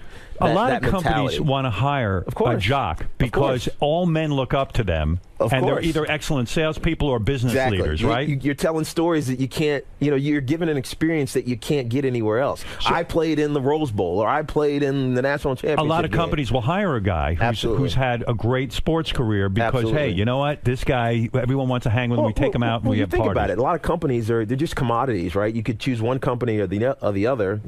So you want to take the one that you like the best, most right? fun, yeah, most fun. This guy is going to, he has access to tickets to the Jets game or the Giants game, or he can speak to this or that and the other. He differentiates himself. So that's why athletes who don't make it actually have a leg up on their peers. As a New York Giant, you had a lot of goodwill in the sense that, hey, you're a great player, people love you, this and that. So when you retire, you become critical of Eli Manning. You know, you're an honest guy. You said, screw it. I'm going to talk about what you felt that Eli wasn't playing up to snuff. It wasn't even about him playing up to snuff because he was gradually and almost exponentially getting better every year after year after year. But you were frustrated with him. Because, of course I was. Yeah. Of course, because I was 31 years old and at the end of my career, and we were starting Kurt Warner, who was leading us on a great season, Eli's first year, and then we replaced him. And all of a sudden, now at 28, 29, I'm starting over with a rookie quarterback who's we know he's going to get there, because he has the pedigree, but I'm going to miss it. Right. And I kind of felt I was going to miss it. So here's what happens. So I leave the game, obviously, as we talked to and alluded to earlier. I get right into media, going to work for the Today Show and Football Night in America. My very first show, and it was a preseason show of. Most people did not even see it. I guarantee you, 95% of the people who say, "Oh, fuck Tiki," he's whatever, did not even see what I said or heard what I said. 2 days go by. Whatever. It was a stupid comment. I was trying. What was the comment you made? I was saying that Eli's leadership skill is because the way he talks and the way his manner is, it's funny, right? It's not. I'm not He's saying awkward and I'm not saying that in a derogatory way. It's entertaining, right? I mean, we shoot basketball in the with our tape balls after we did our ankles, and we try to shoot it into the the trash can, and we'd always be rejecting each other and stuff like that. One day I'm shooting at Eli, butt ass naked, comes and just rejects it right in my face. I'm like, what are you doing, Eli? But it was funny, right? But that was how he engaged with folks. And so I said, Eli's leadership, ability it's like comical. I didn't mean it in a bad way, right? I meant it to be funny. It didn't come off that way. But wasn't there a 2 days later? 2 days later, whichever one of these beat rag guys goes to Eli and says, "Tiki said your leadership ability is comical." Oh, dear. Right. It was taken out of context. Taken unbelievably out of context, and he responded to it. What did he say? Tiki's made that transition. He's in the media. He doesn't, he's forgotten. Whatever it was, it didn't matter. It created two silos, my silo and Eli's silo. Did you call him? I called him the next day. And did you get a hold of him? I did not get a hold of him. I called him the next day and said, "Eli, I apologize. That did not come out the way it was supposed to. I did not mean any offense." You never heard any of that. You never will. So you left that on a voice? Did you I left it on a voicemail. I saw him subsequently, and we were fine. It became a media storm for a week, 2 weeks. And then they go through the season, the ups and downs of that 2007 season. We all remember it. They were playing horribly at the end of the year, and then they hit that spark. Right. They gelled. Exactly. Pulled it together, they played the New England Patriots in the preseason and the regular season, end of the season. They lost, but they hung with them. Right. And it gave them confidence and a belief that they could play with anybody. They carried that through the playoffs and then beat the Patriots in the Super Bowl. Because the Giant fans booed you at some point. They still boo me. Yeah, right. Because they consider you a guy who retired too early. They're mad at you for protecting your body and retiring too early. Exactly. And I missed the Super Bowl. And the correlation doesn't make sense. Well, the fan thinks you hurt the team by leaving early. And then the fans were even more elated because you left early and then they won the Super Bowl without you. Of course. So you're the enemy. They can hold it above me. It's like a Shakespearean play. Are you hurt by that? Does that affect your life? Not really. When you walk around the street, do Giant fans say to you, "Hey, Tiki, fuck off"? No, actually, Giants fans say, "I appreciate what you did for us." I think time has made them realize, you know what? I was just a great player. And the only thing that ever hurts me is when people are ignorant and say things like, "You sucked," or "You were horrible," or whatever, that diminished what I accomplished as a player and what I did for the New York Giants for 10 years. Do you think that also when you're a broadcaster and you suddenly have a show to do and you have to make commentary, you have to fill up time? But you know what, Howard? People didn't do it. People didn't do it before I did it. Right? They didn't come out of retirement or you retire. were the first. I was one of the first, really. They retired and was critical. I wasn't a homer. If you asked me a question, I was going to give you a truthful answer. Right. And people should have known that because I did that when I was playing. But didn't you find, too, when you were a broadcaster, I find this a lot. I'll do a show, and then suddenly I read in the paper that I said something outrageous, and I read it, and I go, oh, my God, did I even say that? Yeah, you're right. Like, you're trying to fill airtime. You're trying to keep people engaged and entertained. You're right. You have to. And if you care about your job, you have to keep the dialogue going. You have to talk. You have to give something interesting because otherwise you're boring and people are just going to switch the channel. I mean, yes, you could have easily not said that about Eli Manning, even as you were saying, it was kind of comical. But it was insignificant. That's my point. That's right. Yeah. And yet it's always something like that that blows up in your face, Of course, it always does. And especially when you're new to it and people are looking to be critical. You know what people have said to me? That your broadcast career, Strahan got your career. Strahan's different, though.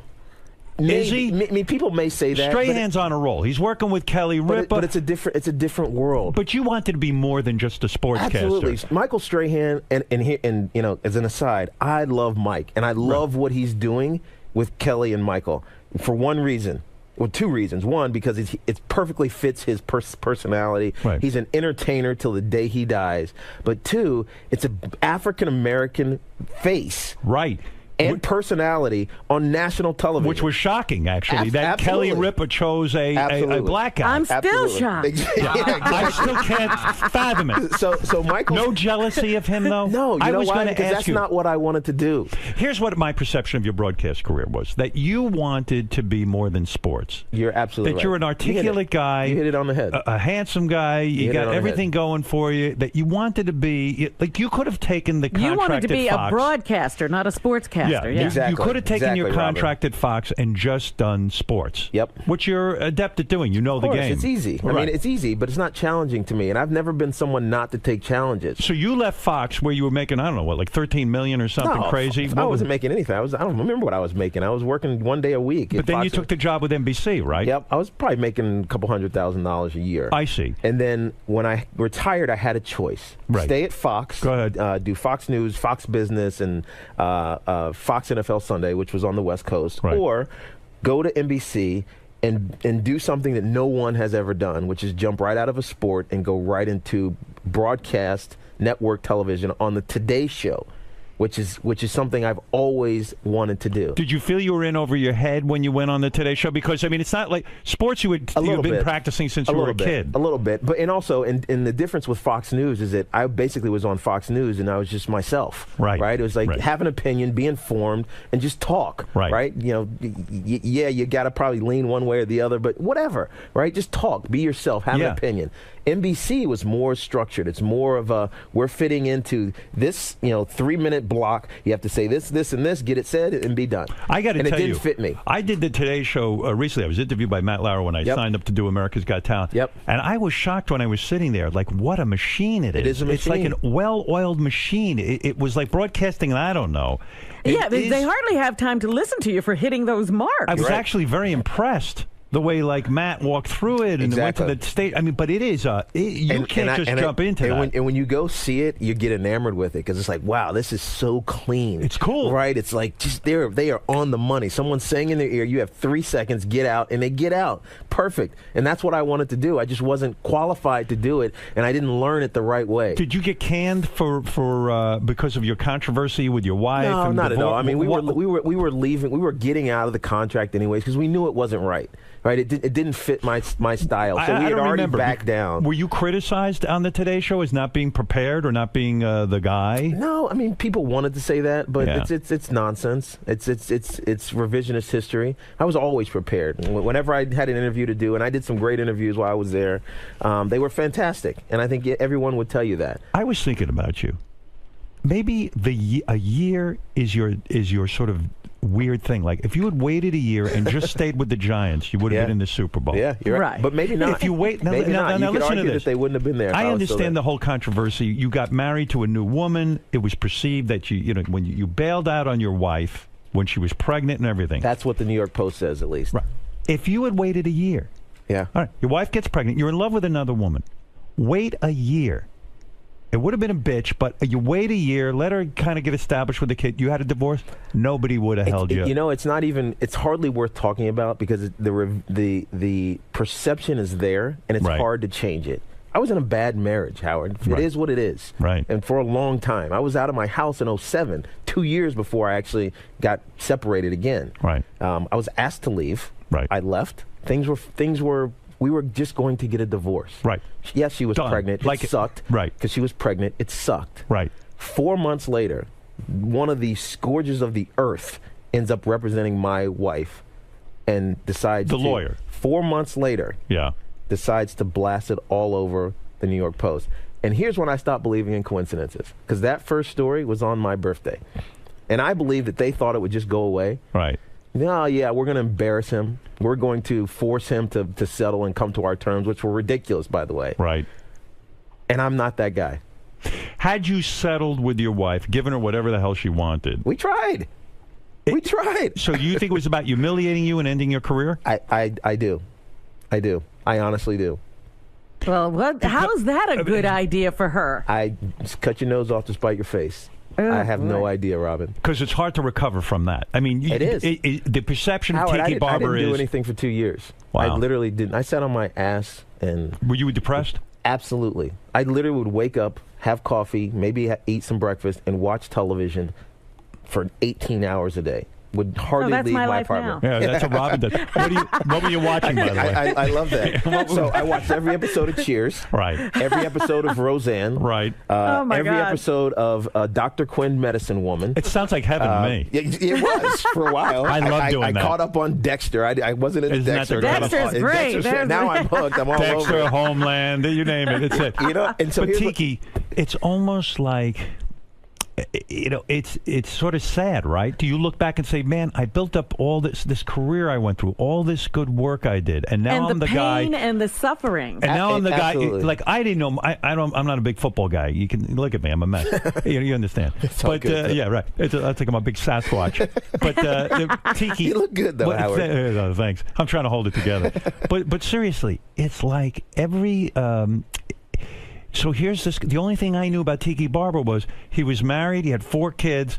And he left his wife for the intern that he met at NBC. That's the simple explanation. And people want to see the world in black and white. It's But so, how many- but there are it's a so ton of easy. guys- It's so easy if you don't have to explain anything. But what happened to you? Because a lot of guys, I mean, Bill Clinton got a blowjob in office, and the guy maintained his presidency. Why? You want to be honest, perfectly honest? What happened to you? Because I'm an African American athlete who people obviously want to.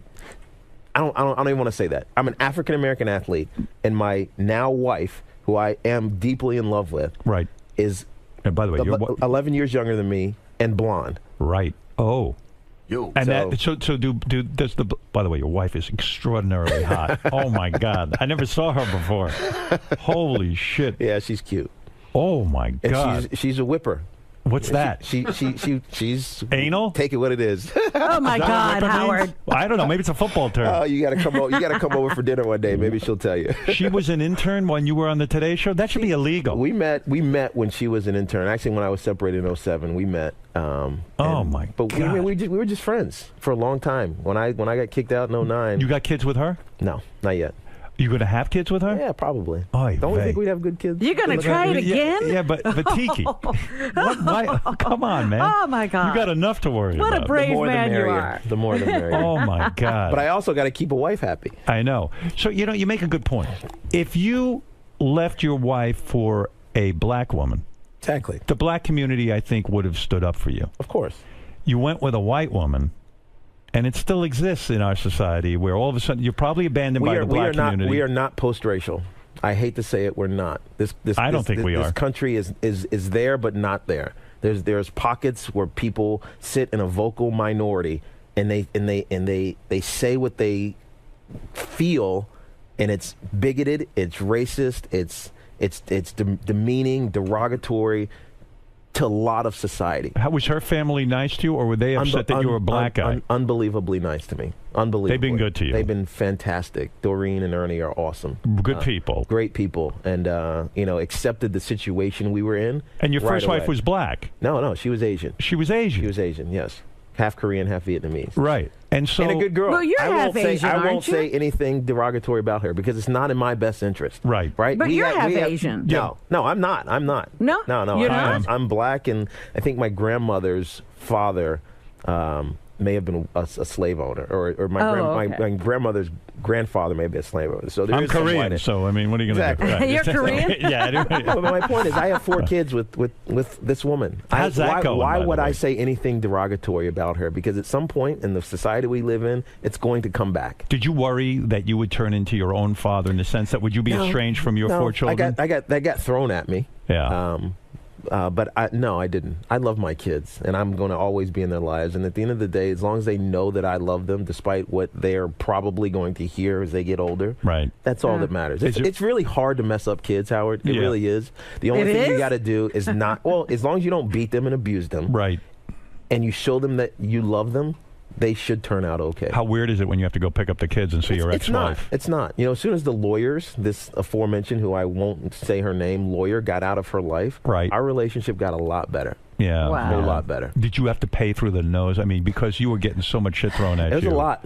There's a lot. I mean, there was just motion after retarded emergency sole custody type thing. Like, am I beating my kids? Am I abusing my kids? Why do you need... You got vilified, man. Vilified. I mean, you really did. And I couldn't say anything. And I wouldn't ever say anything. And I should have, but I just couldn't. I couldn't bring myself to fight. Why did NBC put a hot intern like that in front of you? I mean, in a way, aren't they to blame for all of this? No, not at all. Really. I mean, you know what? I thank NBC, to be perfectly honest with you, because they introduced me to someone who I'm deeply in love with. But after the whole controversy with you leaving your wife and blah, blah, blah, blah, blah, was your broadcast career dead? I mean, you could not get arrested. Well, you know, it was interesting because I got let go pretty quickly. And right after that. And Kathy Lee and Hoda talked about it on air, which is why they got a lot of negative feedback on me, which forced their hand. Oh, really? Kathy Lee and Hoda came out against you? They just talked about the front page of the New York Post and didn't say very kind things. Weren't they colleagues of yours? Yeah. Did you see them in the halls all the time? Think so. Yeah, of course. And so they shit all over you because you're the bad guy who got a divorce. Because no other guy ever got a divorce. Because they read the New York Post and they believed everything that's in the New York Post. Couldn't they have come to you and asked you? Of course. Yeah, because when you know somebody, don't you think that's a courtesy? Couldn't they have said to you... All of a sudden, I just couldn't log into my account any longer. Are you kidding? What do you mean? God. You couldn't log into your NBC account? Yeah. You mean you were frozen out, even though you were an employee? Absolutely. You are kidding me. I'm not. That's cold. You mean you showed up to work and you're like, hey... I didn't even show up to work because I was laying low. You're at home. Yeah. I was laying low. And all of a sudden, the world just closes and collapses around me. And did you try to call Kathy Lee and Hoda and say, I mean... Why? Why? I mean, sorry, what's done is done. Why do you think they did that to you? Do you think because women just saw you as a guy who... I have no idea. What would you have said to them? You know why? Because I have seen Hoda since. I'm perfectly kind to them. I'm perfectly kind to anyone. Right. You can literally shit on me, and I will still be kind to you. Why do you think that is? Because it's just in my nature. Right. I'm just forgiving like that. I don't hold grudges. Why should I? I'm going to go forward with my life. While all these, this worlds are crashing down upon me, and everybody's saying anything negative they can. Oh yeah, I met Tiki once, and he had a broken leg, and I wanted an autograph, and he wouldn't sign it. Yeah, he's an asshole, right? So people can say all those things that they want, but I've never been that way to anyone. And while all this stuff is crashing down around me, I still knew that I had people who were very, very close and to me and friends of mine who were going to support me and pull me back up. And that's ultimately what happened. It took me a long time to realize it, Howard. I mean, literally, I was depressed. I mean, but Kathy Lee certainly went through a public thing with Frank. You'd think that she would be more understanding than anyone that, shit goes down in a marriage. Well, she couldn't say anything to Frank. She took it out on Tiki. Yeah, exactly, right? Who was your good friend during all of this? There was a couple. Obviously, my brother, my manager, Mark Lepselter, who, he stuck with many years has jumped in front of trains for me. Right. My good friend Jeff, who was a UVA grad with me, who's always supporting me and making sure I was doing the right things by my kids, and then friends that just kind of started to pop up. Right. You find out who your real friends are because the ones who are there because you're popular and I want to be with Tiki because he's the greatest running back in Giants. Yeah. But as soon as something bad goes, fuck him. I don't want to talk to him. What about on the Today Show? Did Matt and Al stick by you? And not really. No, not really. Everyone kind of you were just hands off. They kind of distanced themselves. And now we can be friendly and say hello. But you know what? They weren't there. I didn't get any calls for them. The people I got calls from, interestingly, were people from the Robin Hood Foundation, who the Robin Hood guys. They called me right away. It is kind of sad in the sense that wouldn't you love to have at least gone on the Today Show and say, hey, can I explain here from my side of the story? I would have loved to. So I'm not completely... I'm a guy who was in love with a woman. We fell out of love. People change, Howard. It happens. Marriage. There are a lot of divorces in this country. It's not an unheard of thing. You grow in different directions, right? I was 22 when I got married, and married to my college sweetheart, and my life changed. Being a star football player, when did you start to become really noticed as a football player? In high school? Yeah, maybe not. I was a track star in high school. I was valedictorian. I was a smart kid. I was the athletic kid, but I was just kind of I was different because there weren't a lot of black. As the valedictorian of your school, you could have gone into business or something. Why football? Because I was good at it, Howard. Yeah, why not? I wanted to be an astronaut, so I went to UVA to be a nuclear engineer. I couldn't hang with the course load because I had to take all my classes in the morning because I had to practice at night. But I was up all night, studying and stuff. So I got out of the engineering school and went to the business school. Right. Fell in love with computers. Got my Bachelor of Science in Management Information Systems, which is database design and programming, and got this great business acumen. What a life! But then I became a very good athlete. Did you get tons of pussy in college before you met your wife? Were No, you just I didn't. You didn't? Really? Just probably average. I was shy, Howard. Yeah, I told you this. But you're a star football player. You got a physique like a god. I was shy. I was unbelievably shy. When did you lose your virginity? How old were you? Oh, I lost my virginity in high school. I was 16 or 17. Yeah. I mean, even I lost my virginity at 16. Look at me. I look like a witch. I wasn't ever one of those guys. I just wasn't. I just figured you were having a party. Oh, no, I wish. So maybe that's why you got married so young. Were you insecure? Seriously. Maybe. You never know. You meet this Asian chick. Maybe. What the fuck? She's into you. Yeah, of course. And she was hot, right? Maybe. Yeah. Maybe. But you really maybe didn't know each other that well. You never do, right? Well, you're young. You haven't even Some people formed, grow together, others grow apart. It just happens. I'm not going to make excuses for it. It's not worth it. So you're struggling in terms of a comeback? I mean, I know you have this new business, and the new business is... No, interestingly, things are very good right now, Howard. You want a broadcast job, though, don't you? Well, I'll tell you. So things are very good. Go ahead. A year and a half ago, I was doing absolutely nothing. Right. A friend of mine from UVA, really close friend, said, I want you to go talk to my brother because he's an entrepreneur, and he'll help you think of something to do. Right. So Mark Gerson. You still got money? Yeah. I gave a lot of it to Jenny. I gave upwards of 75% to Jenny, but 75%. Yeah. So you have a hot plate and. Do you live? Do you live in someone's basement? No. I live in Jersey City, right on the water. You got a nice house? I did okay. I had a good career. That wife of yours is so smoking hot. How you feeling about her? You still sex is still good? It's unbelievable. You don't? You're not craving other women? Not at all. Not at all. She's unbelievable. Yeah. I'll stop there before she gets mad at me. Would she ever do lesbianism in front of you? That's a yes. Wow. Like, no kidding. You're like one of these mentalists that knows people's tells, huh? Yeah. But anyways, you digress, not me. Go ahead. So I met with this guy, Mark Gerson. He had a company, GLG. What is GLG? It's a group of experts that are, I guess, licensed out to companies that are looking for expertise on things. So we just came up with an idea of Thuzio.com, which is a company. Thuzio, Thuzio. Thuzio. Right, it's a derivative of enthusiast because we realize that everybody's an enthusiast of something. So what Thuzio is a marketplace and a economic platform that allows athletes currently, eventually we'll get outside of athletics, to book local paid appearances doing lunches or dinners or in other words, if I want to have dinner with whatever. Tiki Barber. Exactly. You go to Thuzio.com, you pay $600. $600 to have you come to my house? Yeah. How much if you bring your wife? Wait a minute. You're going to come to his house? You'll come to my house for $600? I'll give you $1,200 Actually, if she comes, it's got to be $2,000. But you get the idea. Yes. But it takes something. So if I want to hire Tiki Barber, exactly, it's $600. Exactly. No kidding. What is it, Gary? It takes something that's very... Go ahead, Gary. John Hunt and I looked at this list yesterday. This is good. This is awesome. So we do here at the show, we do a fantasy football draft. We go to the conference room on the 19th floor. So next year, we're going to get New York Jets quarterback Ken O'Brien for $750. John and I are going to just chip in and get him. For $750, you can get He'll the come Jets. Come to my draft and hang out. Tiki, do you... So we know that this exists, Howard. Yes. We know it exists. We're not creating anything new. Is that why you played flag football the other day? Exactly. Some guy hired you for $600. So we had a promotion on Urban Daddy. Yeah. And a woman bought it. Maria bought it for her husband and her son because they play flag football every weekend. But your wife really did take 75%. This sounds like a nightmare. No, it's not a nightmare. It's actually an unbelievable way for retired players who can no longer monetize their brand. Right. They can't monetize it anymore.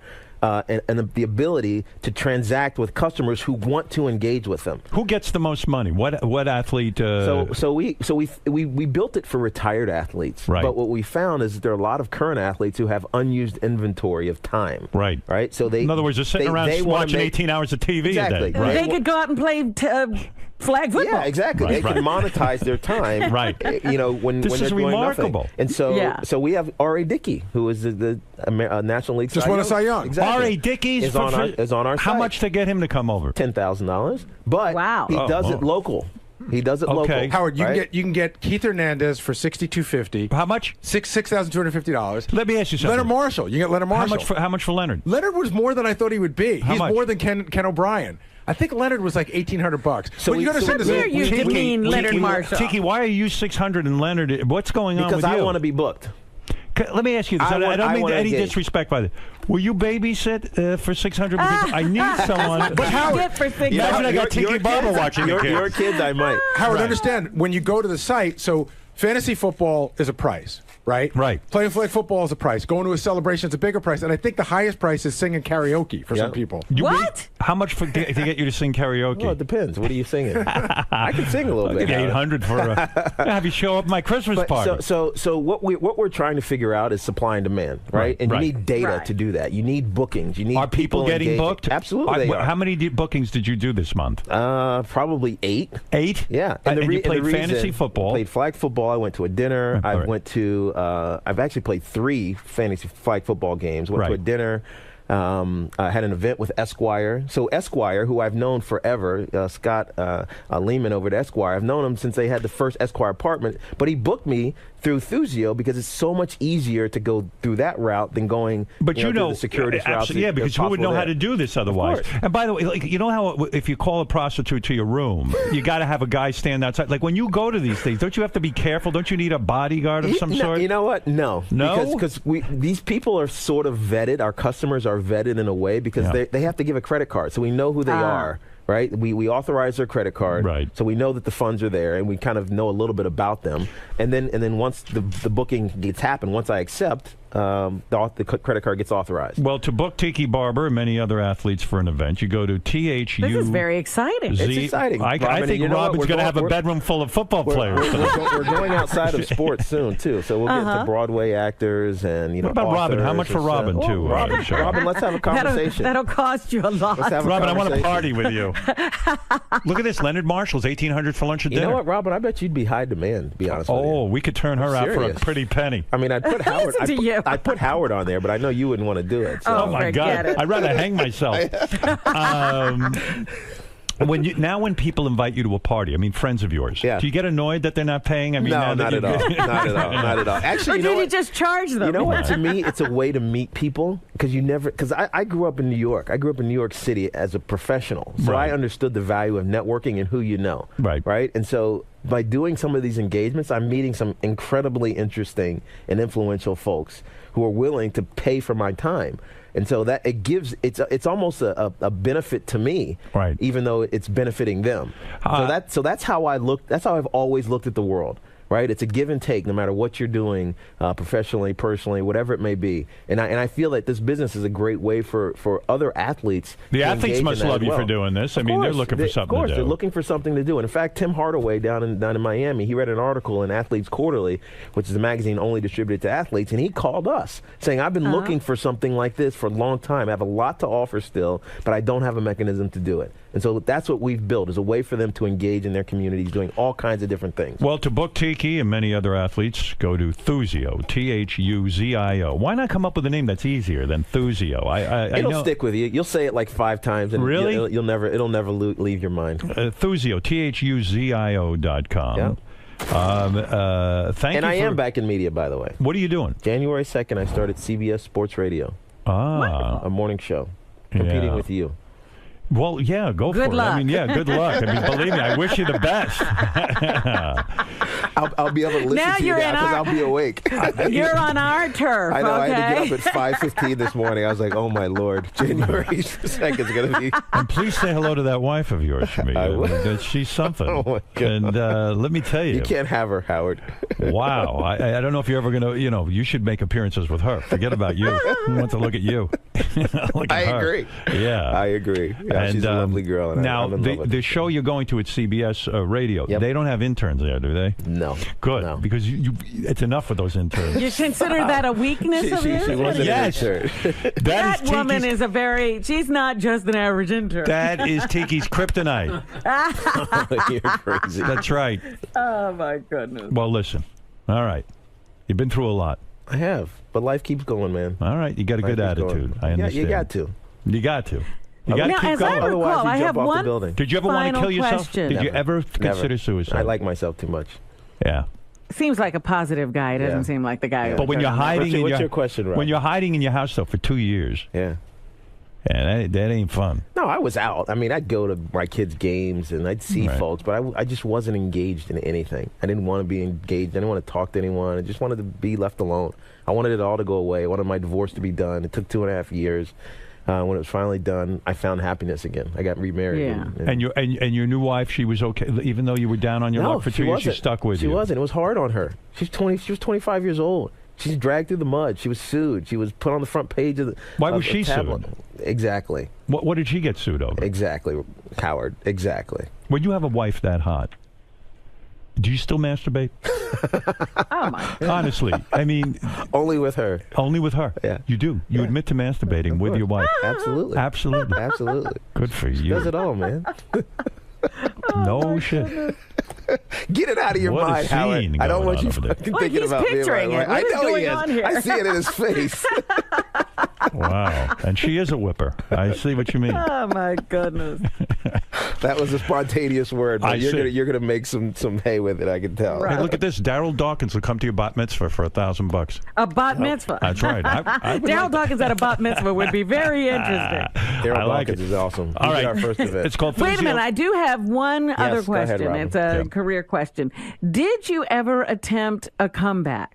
You know, Because a lot of times athletes retire. yeah, you know and what, then, Robin? We glossed over it a little bit, but He did attempt to come back. So here's what happened. I was covering the Super Bowl for Yahoo, and I saw Mike Tomlin. I did a story with Mike Tomlin, who was a head coach of the Pittsburgh Steelers, and he came up to me and said, "Dude, you should come back, man. You can do it again. You're in great shape. I know that Barber blood because my brother was still playing at a high level. Make a comeback." And then a lockout happened, but that actually got me off my ass.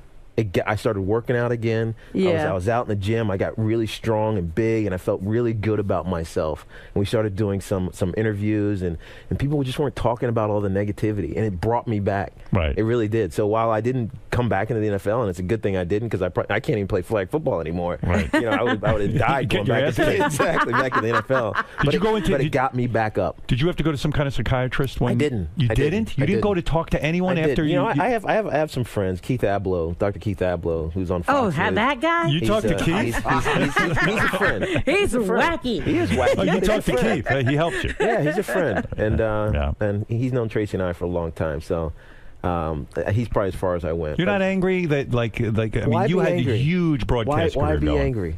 Because Good for you. Negativity it festers in you and it makes you evil, right? And it's not worth it to me. All right. Life is too short to be angry. I'm angry. Look at me. No, you're not. Oh. You're happy. And everything's going fine for him. Just imagine a That's it, man. setback. I can tell. Oh, man. I'm angry. You're the king of all media. What the hell are you talking about? I You're gave angry. myself that name. Yeah, I know. All right. I know. Great. It's stuck, though. Exactly. I even know it. All right. Listen, Tiki.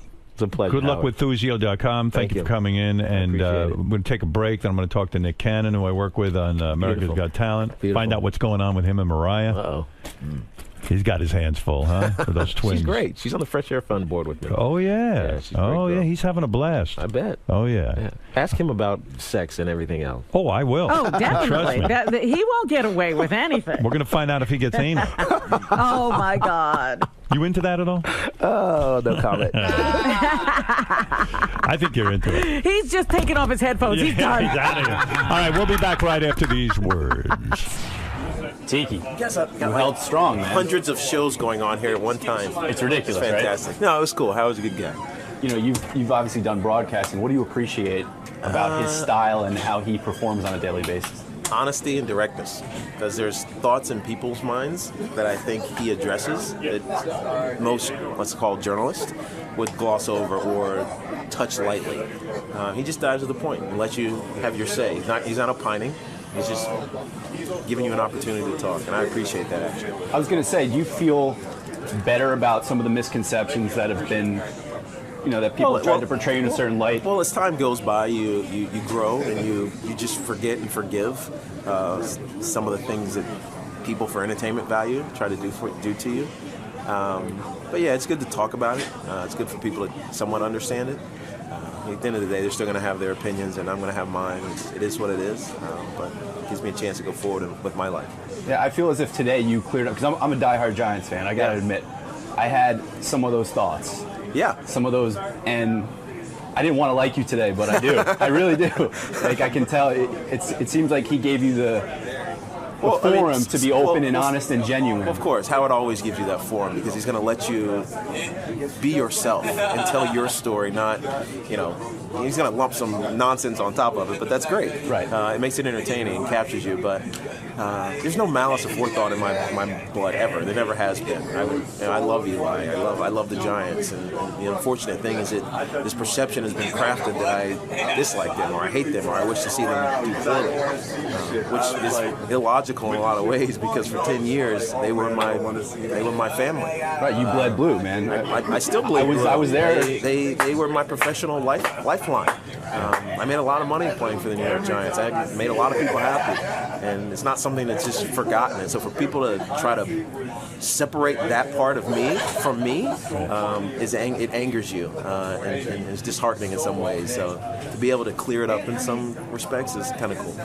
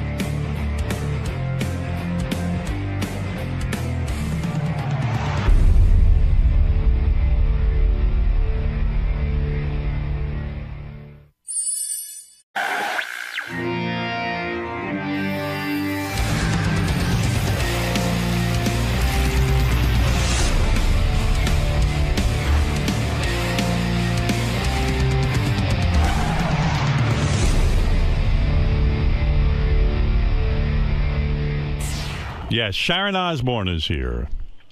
My co-judge on America's Got Talent. She's no longer my co-judge because your former co-judge, yeah. Because she gets into fights with everybody. Constantly. Some things never change. Some things never change. She really does. She's ornery. Look at that beautiful woman. Look at her. Sexy Sharon. Skinny Sharon. Would you lose more weight? I did. You still on that Atkins diet? Yeah, and it works. And I'm about 28, 29 pounds down. The reason you're not my co-judge